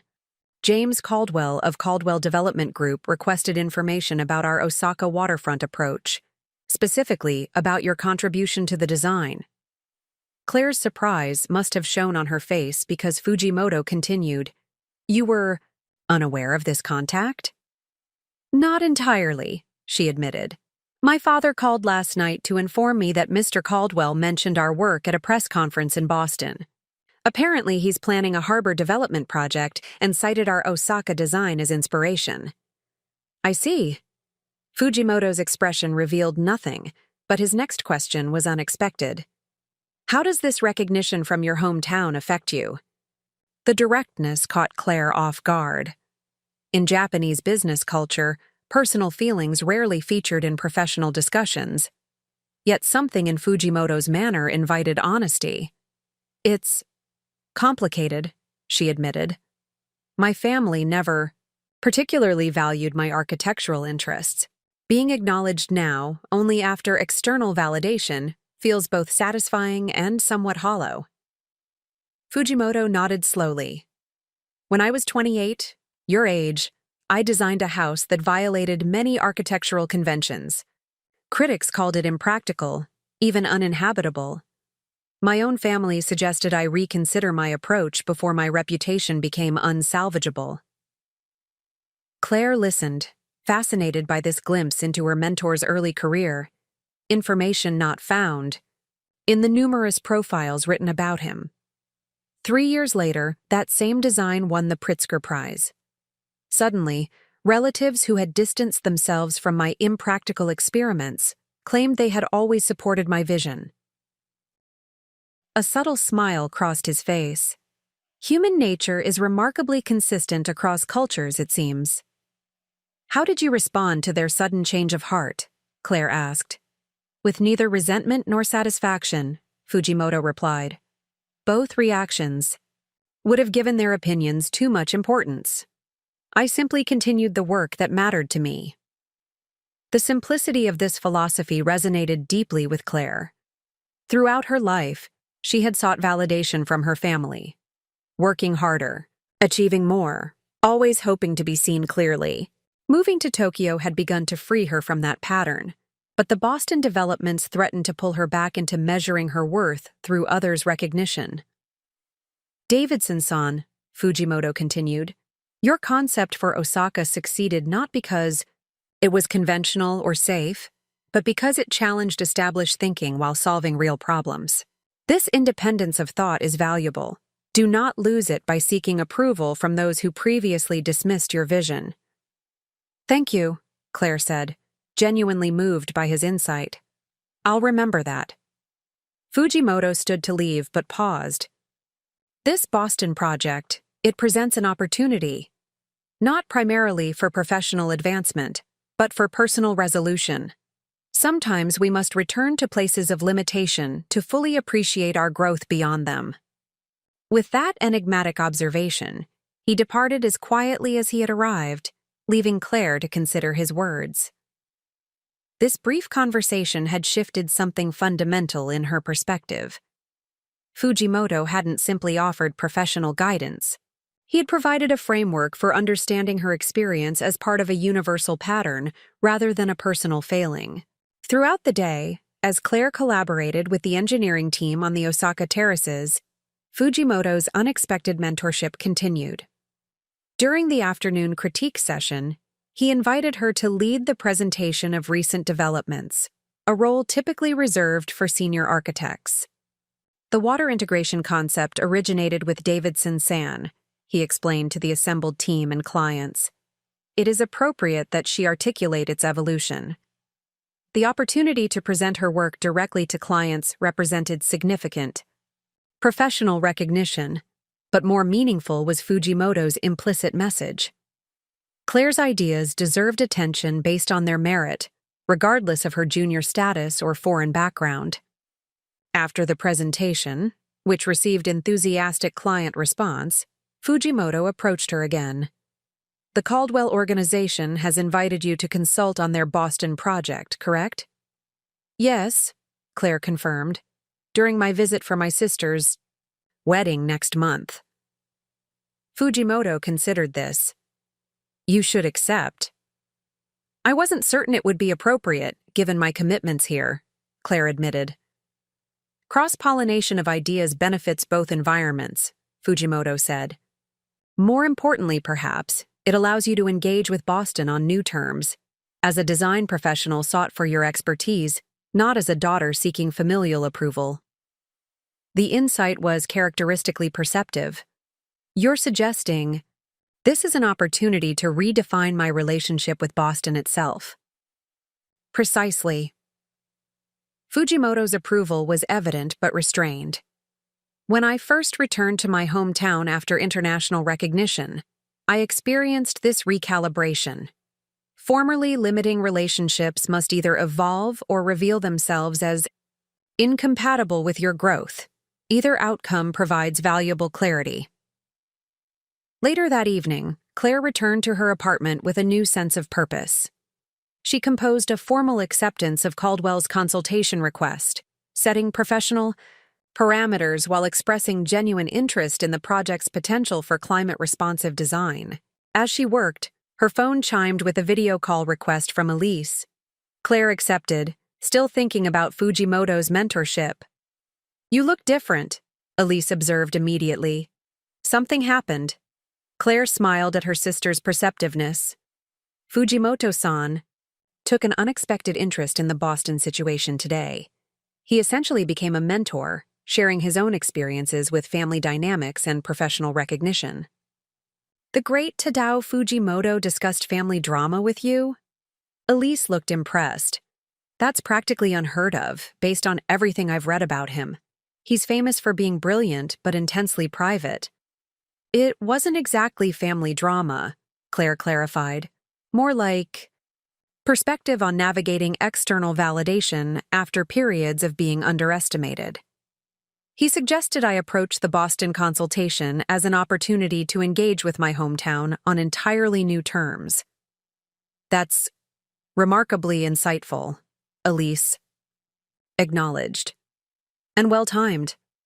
Mom called me 3 times today asking about your preferred Japanese cuisine for research purposes.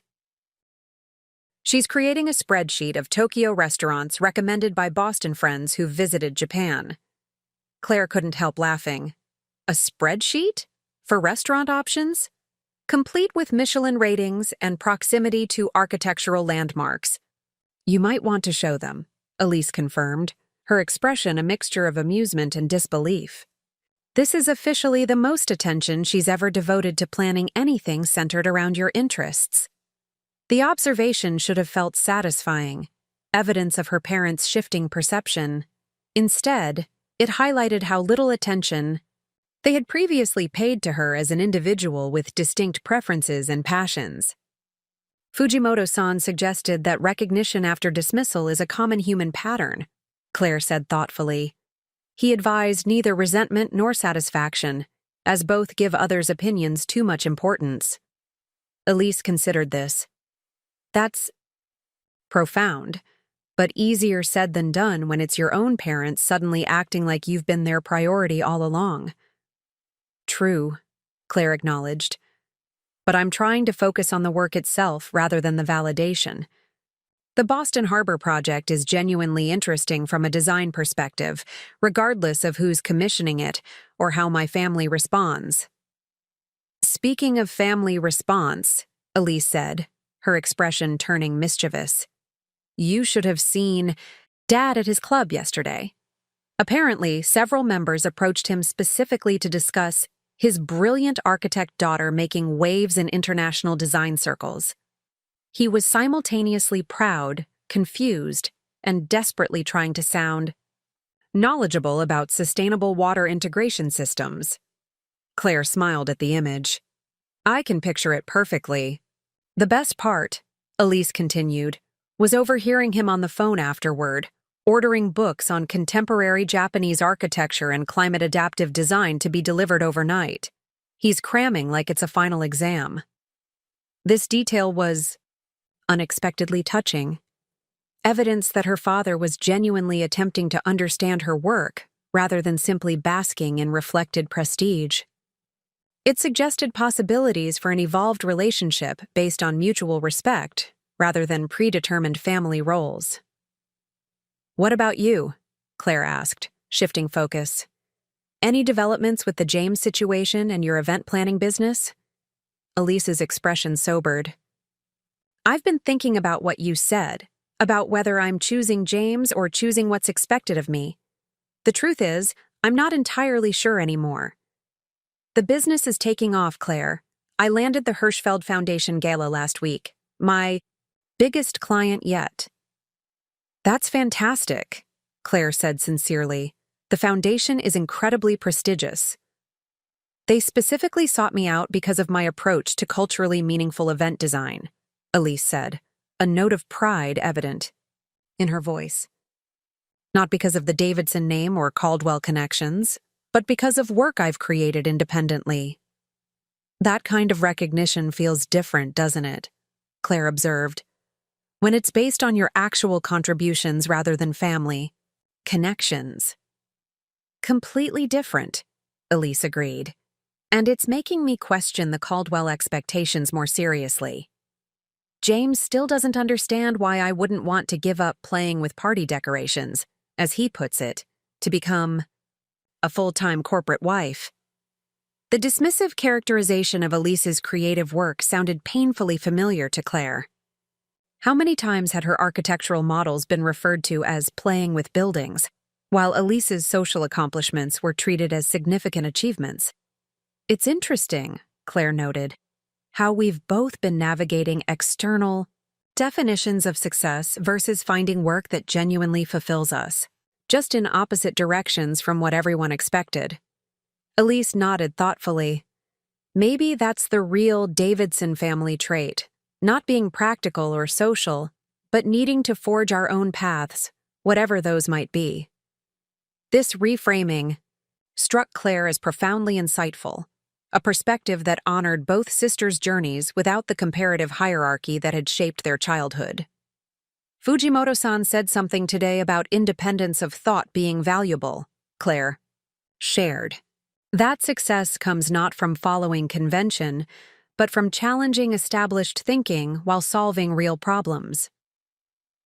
I think that applies beyond architecture, Elise said, maybe to life choices generally. As they concluded their call, Claire felt a deepening appreciation for how both sisters were evolving, not just in their professional pursuits, but in their understanding of themselves and each other. The unexpected mentorship from Fujimoto had catalyzed important reflections, but equally significant was this new dimension of communication with Elise, free from the competitive dynamic their parents had inadvertently fostered. Later, reviewing material samples for the Osaka terraces, Claire found herself contemplating the parallels between architectural principles and personal development. The most resilient structures maintained core integrity while adapting to environmental conditions. Similarly, personal growth seemed to require preserving essential values while evolving in response to new perspectives. Fujimoto's mentorship had offered more than professional guidance.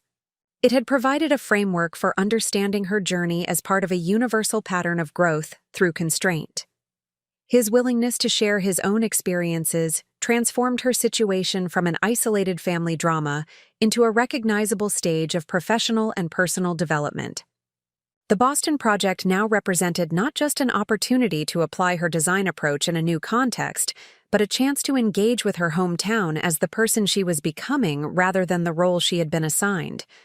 Whatever her parents' response to her evolved identity, Claire now had something more valuable than their approval: the perspective to understand their limitations as part of familiar human patterns, rather than personal rejection. This insight didn't erase years of feeling overlooked, but it offered something more valuable than vindication: the freedom to continue creating meaningful work regardless of who noticed or approved. The most important recognition had already occurred. Claire had finally recognized her own value, independent of family narratives or external validation. The morning after her father's surprising call, Claire arrived at the Fujimoto office earlier than usual. She needed time to process the developments before immersing herself in the day's collaborative sessions. The expansive windows offered a panoramic view of Tokyo's skyline gradually illuminated by dawn, the perfect backdrop for contemplation. "Davidson-san," a voice interrupted her thoughts. "You are not typically here at this hour." Claire turned to find Tadao Fujimoto himself, standing in the doorway. Though she'd been at the firm for months, direct interactions with the renowned architect remained relatively rare and usually occurred in group settings. His presence at this early hour was unexpected.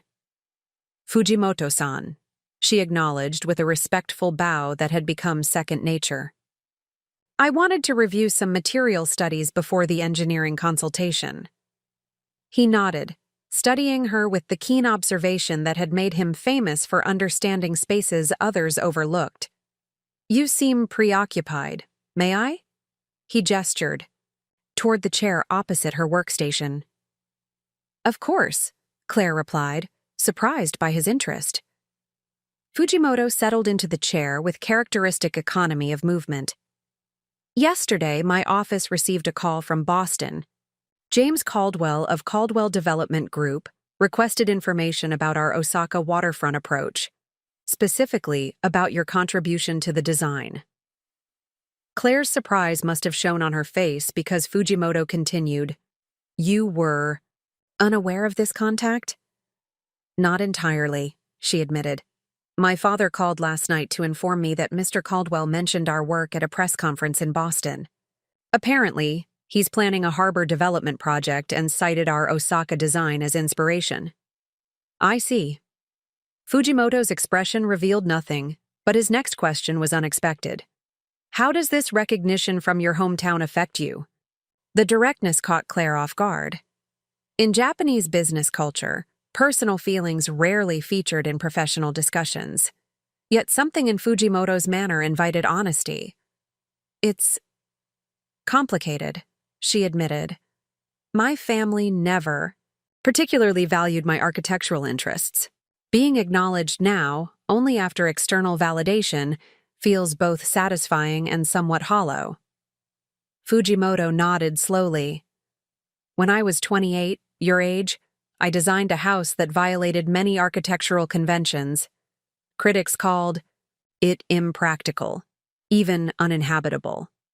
My own family suggested I reconsider my approach before my reputation became unsalvageable. Claire listened, fascinated by this glimpse into her mentor's early career, information not found in the numerous profiles written about him. 3 years later, that same design won the Pritzker Prize. Suddenly, relatives who had distanced themselves from my impractical experiments claimed they had always supported my vision. A subtle smile crossed his face. Human nature is remarkably consistent across cultures, it seems. How did you respond to their sudden change of heart? Claire asked. With neither resentment nor satisfaction, Fujimoto replied. Both reactions would have given their opinions too much importance. I simply continued the work that mattered to me. The simplicity of this philosophy resonated deeply with Claire. Throughout her life, she had sought validation from her family, working harder, achieving more, always hoping to be seen clearly.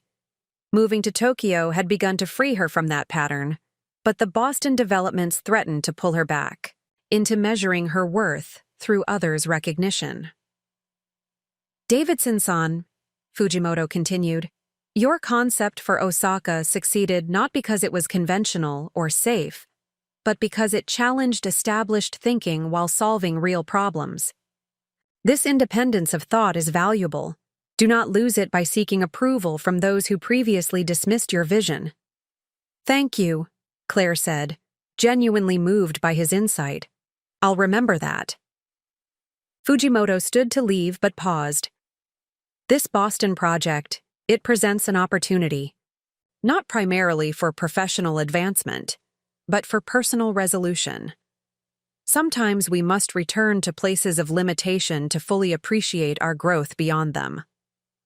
With that enigmatic observation, he departed as quietly as he had arrived, leaving Claire to consider his words.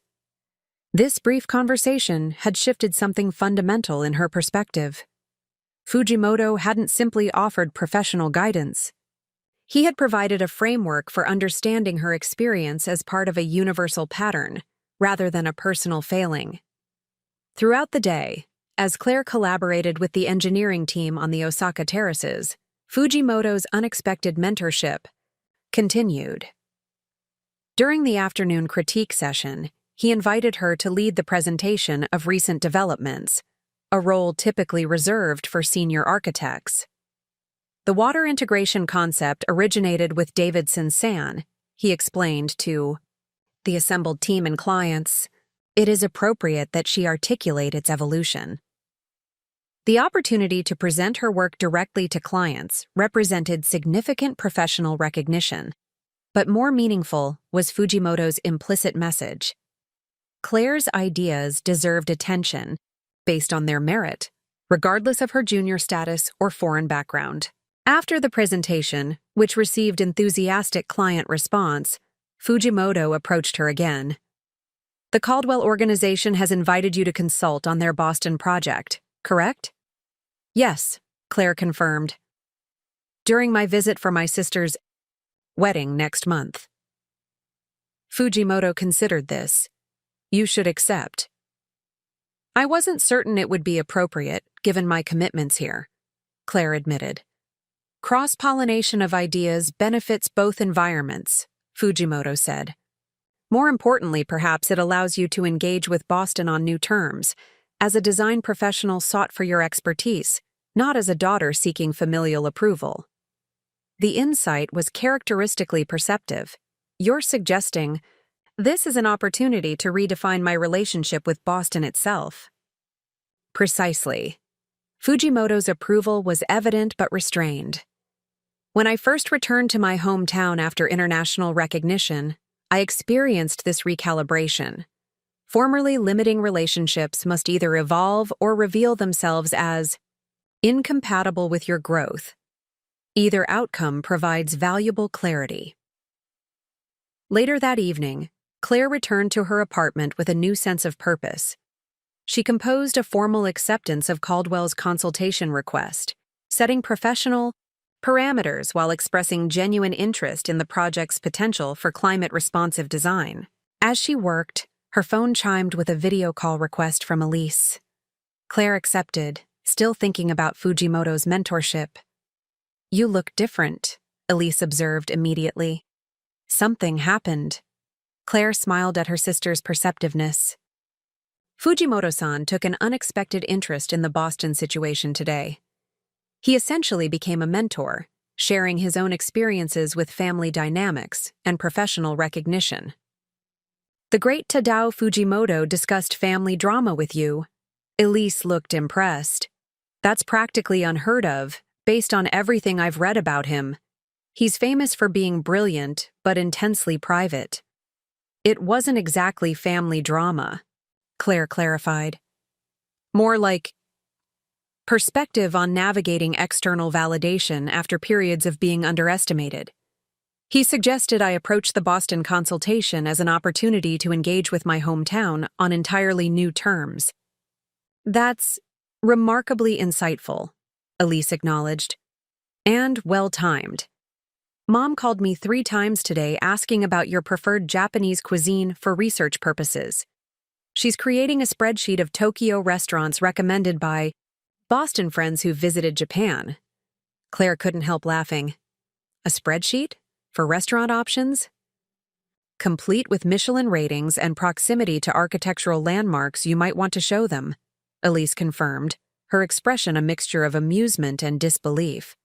"This is officially the most attention she's ever devoted to planning anything centered around your interests." The observation should have felt satisfying, evidence of her parents' shifting perception. Instead, it highlighted how little attention they had previously paid to her as an individual with distinct preferences and passions. Fujimoto-san suggested, "That recognition after dismissal is a common human pattern," Claire said thoughtfully. "He advised neither resentment nor satisfaction, as both give others' opinions too much importance." Elise considered this. "That's profound, but easier said than done when it's your own parents suddenly acting like you've been their priority all along." "True," Claire acknowledged, "but I'm trying to focus on the work itself rather than the validation. The Boston Harbor project is genuinely interesting from a design perspective, regardless of who's commissioning it or how my family responds." "Speaking of family response," Elise said, her expression turning mischievous, "you should have seen Dad at his club yesterday. Apparently, several members approached him specifically to discuss his brilliant architect daughter making waves in international design circles. He was simultaneously proud, confused, and desperately trying to sound knowledgeable about sustainable water integration systems." Claire smiled at the image. "I can picture it perfectly." "The best part," Elise continued, "was overhearing him on the phone afterward, ordering books on contemporary Japanese architecture and climate-adaptive design to be delivered overnight. He's cramming like it's a final exam." This detail was unexpectedly touching, evidence that her father was genuinely attempting to understand her work rather than simply basking in reflected prestige. It suggested possibilities for an evolved relationship based on mutual respect rather than predetermined family roles. "What about you?" Claire asked, shifting focus. "Any developments with the James situation and your event planning business?" Elise's expression sobered. "I've been thinking about what you said, about whether I'm choosing James or choosing what's expected of me. The truth is, I'm not entirely sure anymore. The business is taking off, Claire. I landed the Hirschfeld Foundation Gala last week.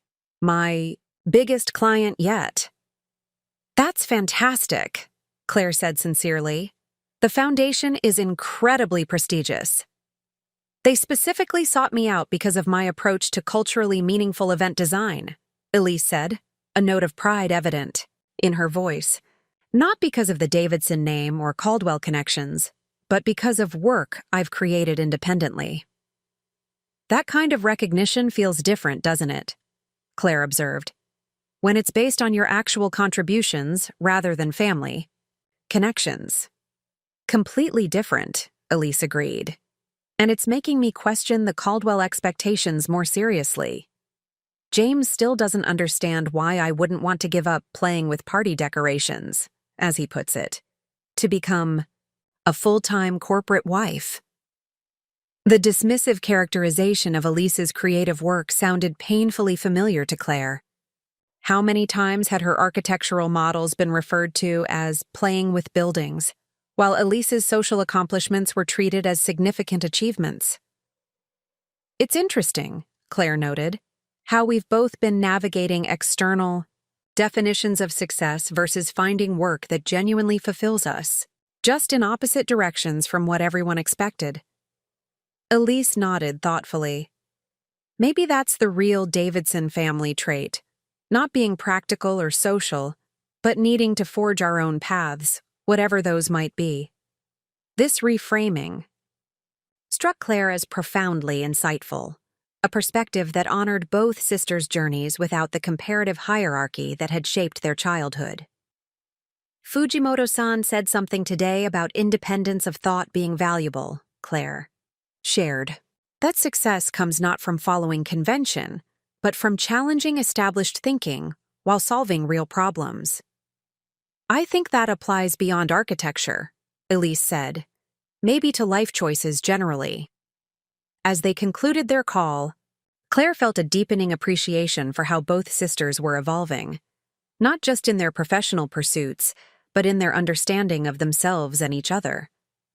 The unexpected mentorship from Fujimoto had catalyzed important reflections, but equally significant was this new dimension of communication with Elise, free from the competitive dynamic their parents had inadvertently fostered. Later, reviewing material samples for the Osaka terraces, Claire found herself contemplating the parallels between architectural principles and personal development. The most resilient structures maintained core integrity while adapting to environmental conditions. Similarly, personal growth seemed to require preserving essential values while evolving in response to new perspectives. Fujimoto's mentorship had offered more than professional guidance. It had provided a framework for understanding her journey as part of a universal pattern of growth through constraint.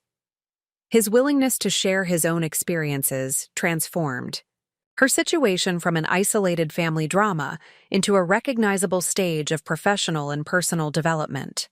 The Boston project now represented not just an opportunity to apply her design approach in a new context, but a chance to engage with her hometown as the person she was becoming rather than the role she had been assigned.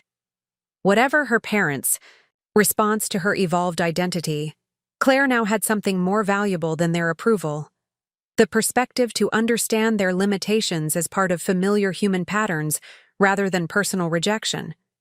This insight didn't erase years of feeling overlooked, but it offered something more valuable than vindication: the freedom to continue creating meaningful work, regardless of who noticed or approved.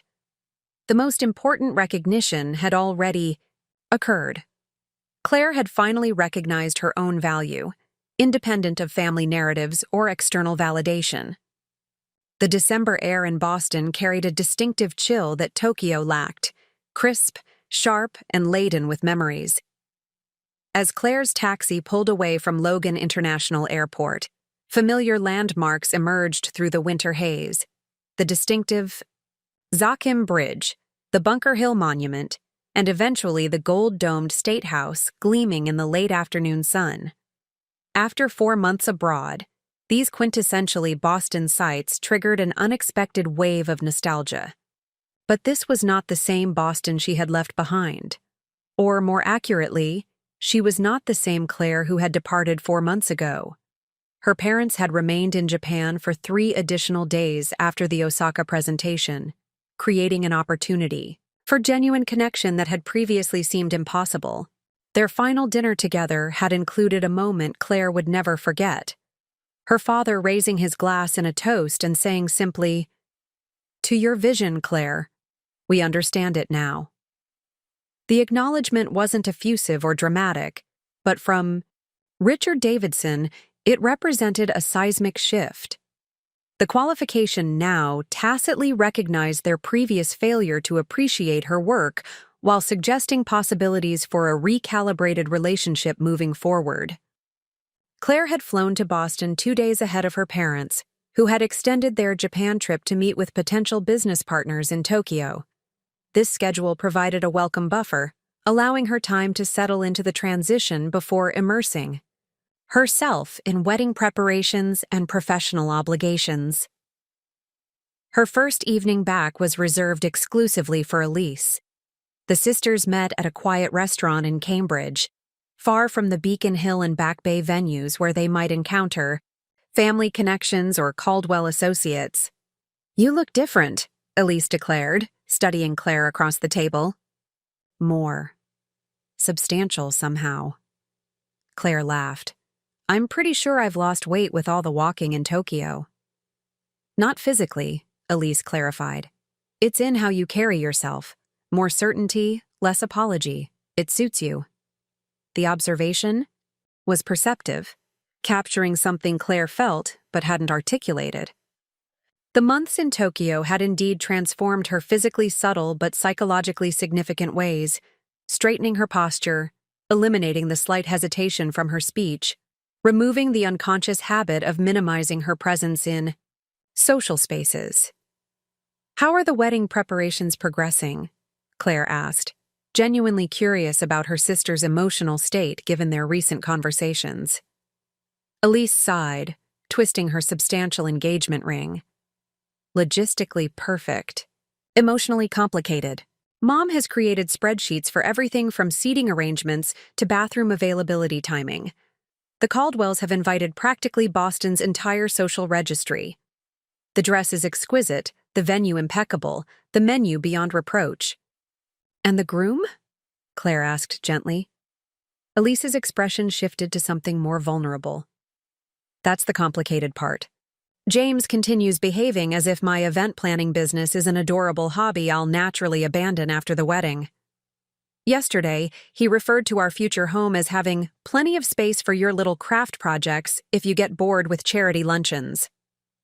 "Oh, Elise," Claire reached across the table to squeeze her sister's hand. "That's dismissive and condescending." "The worst part is that I don't think he means to be," Elise admitted.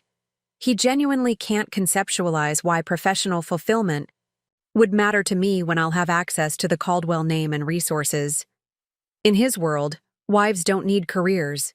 They manage social calendars and direct household staff."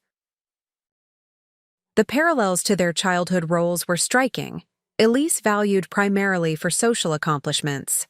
Claire designated the practical one with independent interests that weren't considered central to family identity. "What are you thinking?" Claire asked carefully. Elise straightened her shoulders with unexpected resolve. "I'm thinking it's time for a moment of truth. Not dramatic ultimatums or tearful confrontations, but honest communication about my professional ambitions. If James truly can't understand why my work matters to me, we have fundamental compatibility issues that Caldwell money and social positioning can't overcome." This clarity from Elise, the sister who had always seemingly prioritized social acceptance over personal authenticity, reflected an evolution that mirrored Claire's own journey towards self-definition. "When will you have this conversation?" Claire asked. "Tomorrow evening," Elise replied. "Before the pre-wedding events begin and the Caldwell-Davidson merger becomes the center of Boston's social universe. I need to know where we stand before family dynamics and public appearances further complicate the situation." Claire nodded approvingly. "That takes courage." "I learned from watching you," Elise said with unexpected sincerity. "Seeing you walk away from the safe, expected path to pursue something meaningful, even when no one in our family understood or supported it initially, that changed something fundamental in how I understand choices and consequences." The acknowledgement created a moment of profound connection between the sisters. Throughout childhood, they had been positioned as contrasting archetypes, the social butterfly versus the practical achiever. Now they were discovering parallel journeys toward authentic self-expression. despite taking seemingly opposite paths to reach this common ground. "Whatever you decide," Claire assured her, "I'll support you completely." The following morning brought Claire's moment of truth in the professional realm. The consultation with Caldwell Development Group had evolved into a formal presentation at their downtown headquarters, with James Caldwell Sr. assembling key stakeholders from city planning, environmental agencies, and investment partners. Claire arrived early, wanting time to acclimate to the space and review her materials. The Caldwell offices occupied 3 floors of a historic building overlooking the harbor, the very harbor her presentation would address. The conference room featured floor-to-ceiling windows framing Boston's waterfront, from the contemporary seaport district to the historic wharves that had defined the city's maritime identity for centuries. As she arranged her materials and connected her laptop to the presentation system, Claire reflected on the symmetry of the situation. 4 months ago, she had been assigned to childcare duties during her sister's engagement celebration, deemed insufficiently interesting to participate in adult conversation. Today, she was preparing to present innovative design concepts to Boston's most influential development and planning professionals. The irony wasn't lost on her. Her parents had missed her graduation to attend a Caldwell weekend in the Hamptons, prioritizing Elise's social connections over Claire's academic achievement. Now, Claire's professional expertise was being specifically sought by those same Caldwells, creating new connections that had nothing to do with family positioning and everything to do with her distinctive capabilities. James Caldwell Sr. arrived, first, greeting Claire with the respect accorded to a valued professional colleague rather than a prospective in-law's overlooked sister. "I've taken the liberty of sharing your Osaka renderings with our key stakeholders," he informed her.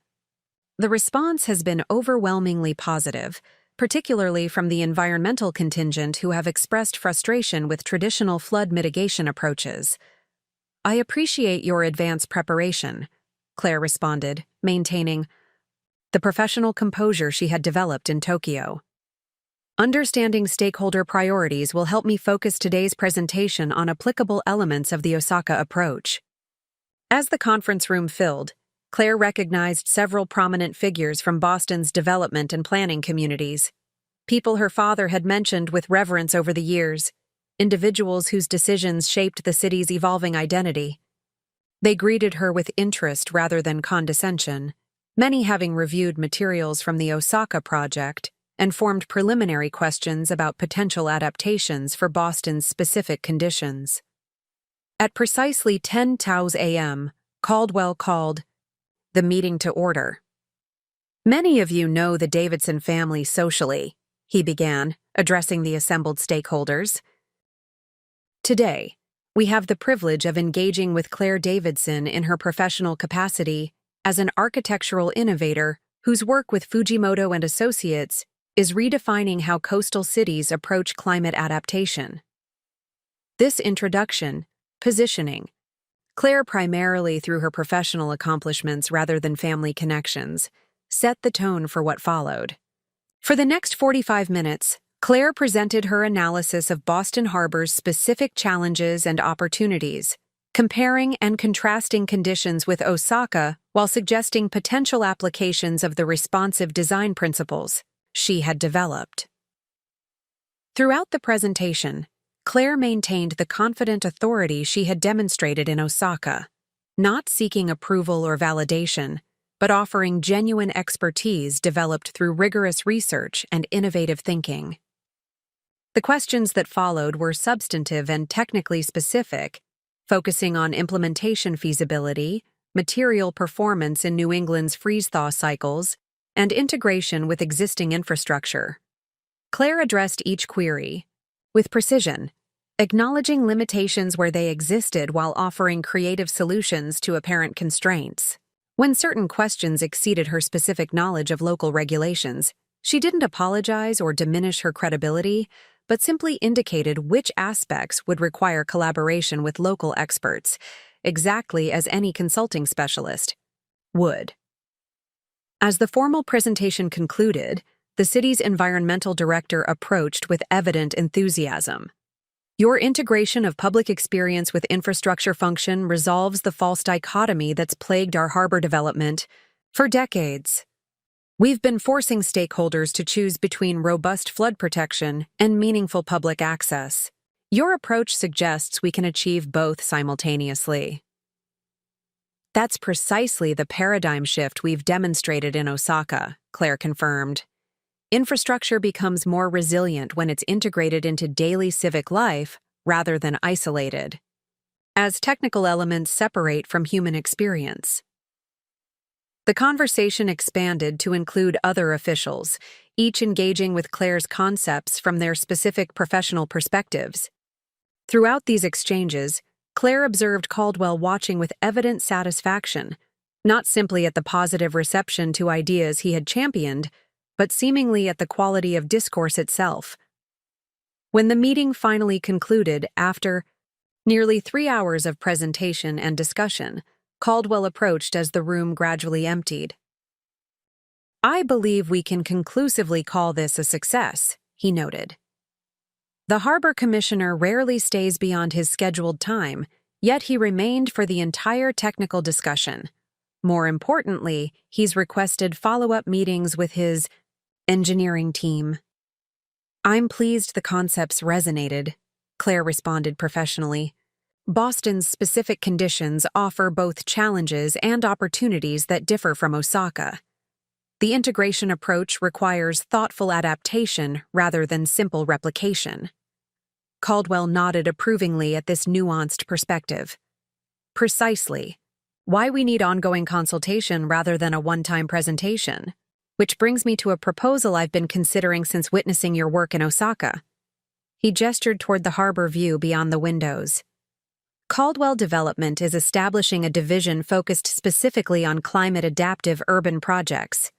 We're seeking a director of design innovation to lead conceptual development across multiple sites, beginning with the Boston Harbor Initiative, but potentially expanding to other coastal properties in our portfolio." The implication was clear but remained unstated, creating space for Claire to respond without immediate pressure. "That sounds like an ambitious expansion of Caldwell's traditional development approach," she observed. "Necessary evolution," Caldwell corrected. "Development companies that fail to incorporate climate resilience into their fundamental business model won't survive the next decade. We need leadership that understands both the technical requirements and the human experience aspects of adaptation." Claire considered this perspective, appreciating its alignment with her own professional philosophy, while recognizing the significant implications of what remained unspoken. "The position you're describing would require substantial authority over design direction and implementation approaches. Absolute creative authority within practical constraints," Caldwell confirmed. "Reporting directly to me rather than through traditional corporate hierarchies. The role would include assembling your own team of specialists while collaborating with our existing development infrastructure." The opportunity was extraordinary. A director-level position with a prominent development group, creative autonomy, and the chance to implement her design philosophy across multiple projects. For a young architect not yet 30, such opportunities were virtually unprecedented. Up next, you've got 2 more standout stories right on your screen. If this one hit the mark, you won't want to pass these up. Just click and check them out. And don't forget to subscribe and turn on the notification bell so you don't miss any upload from us.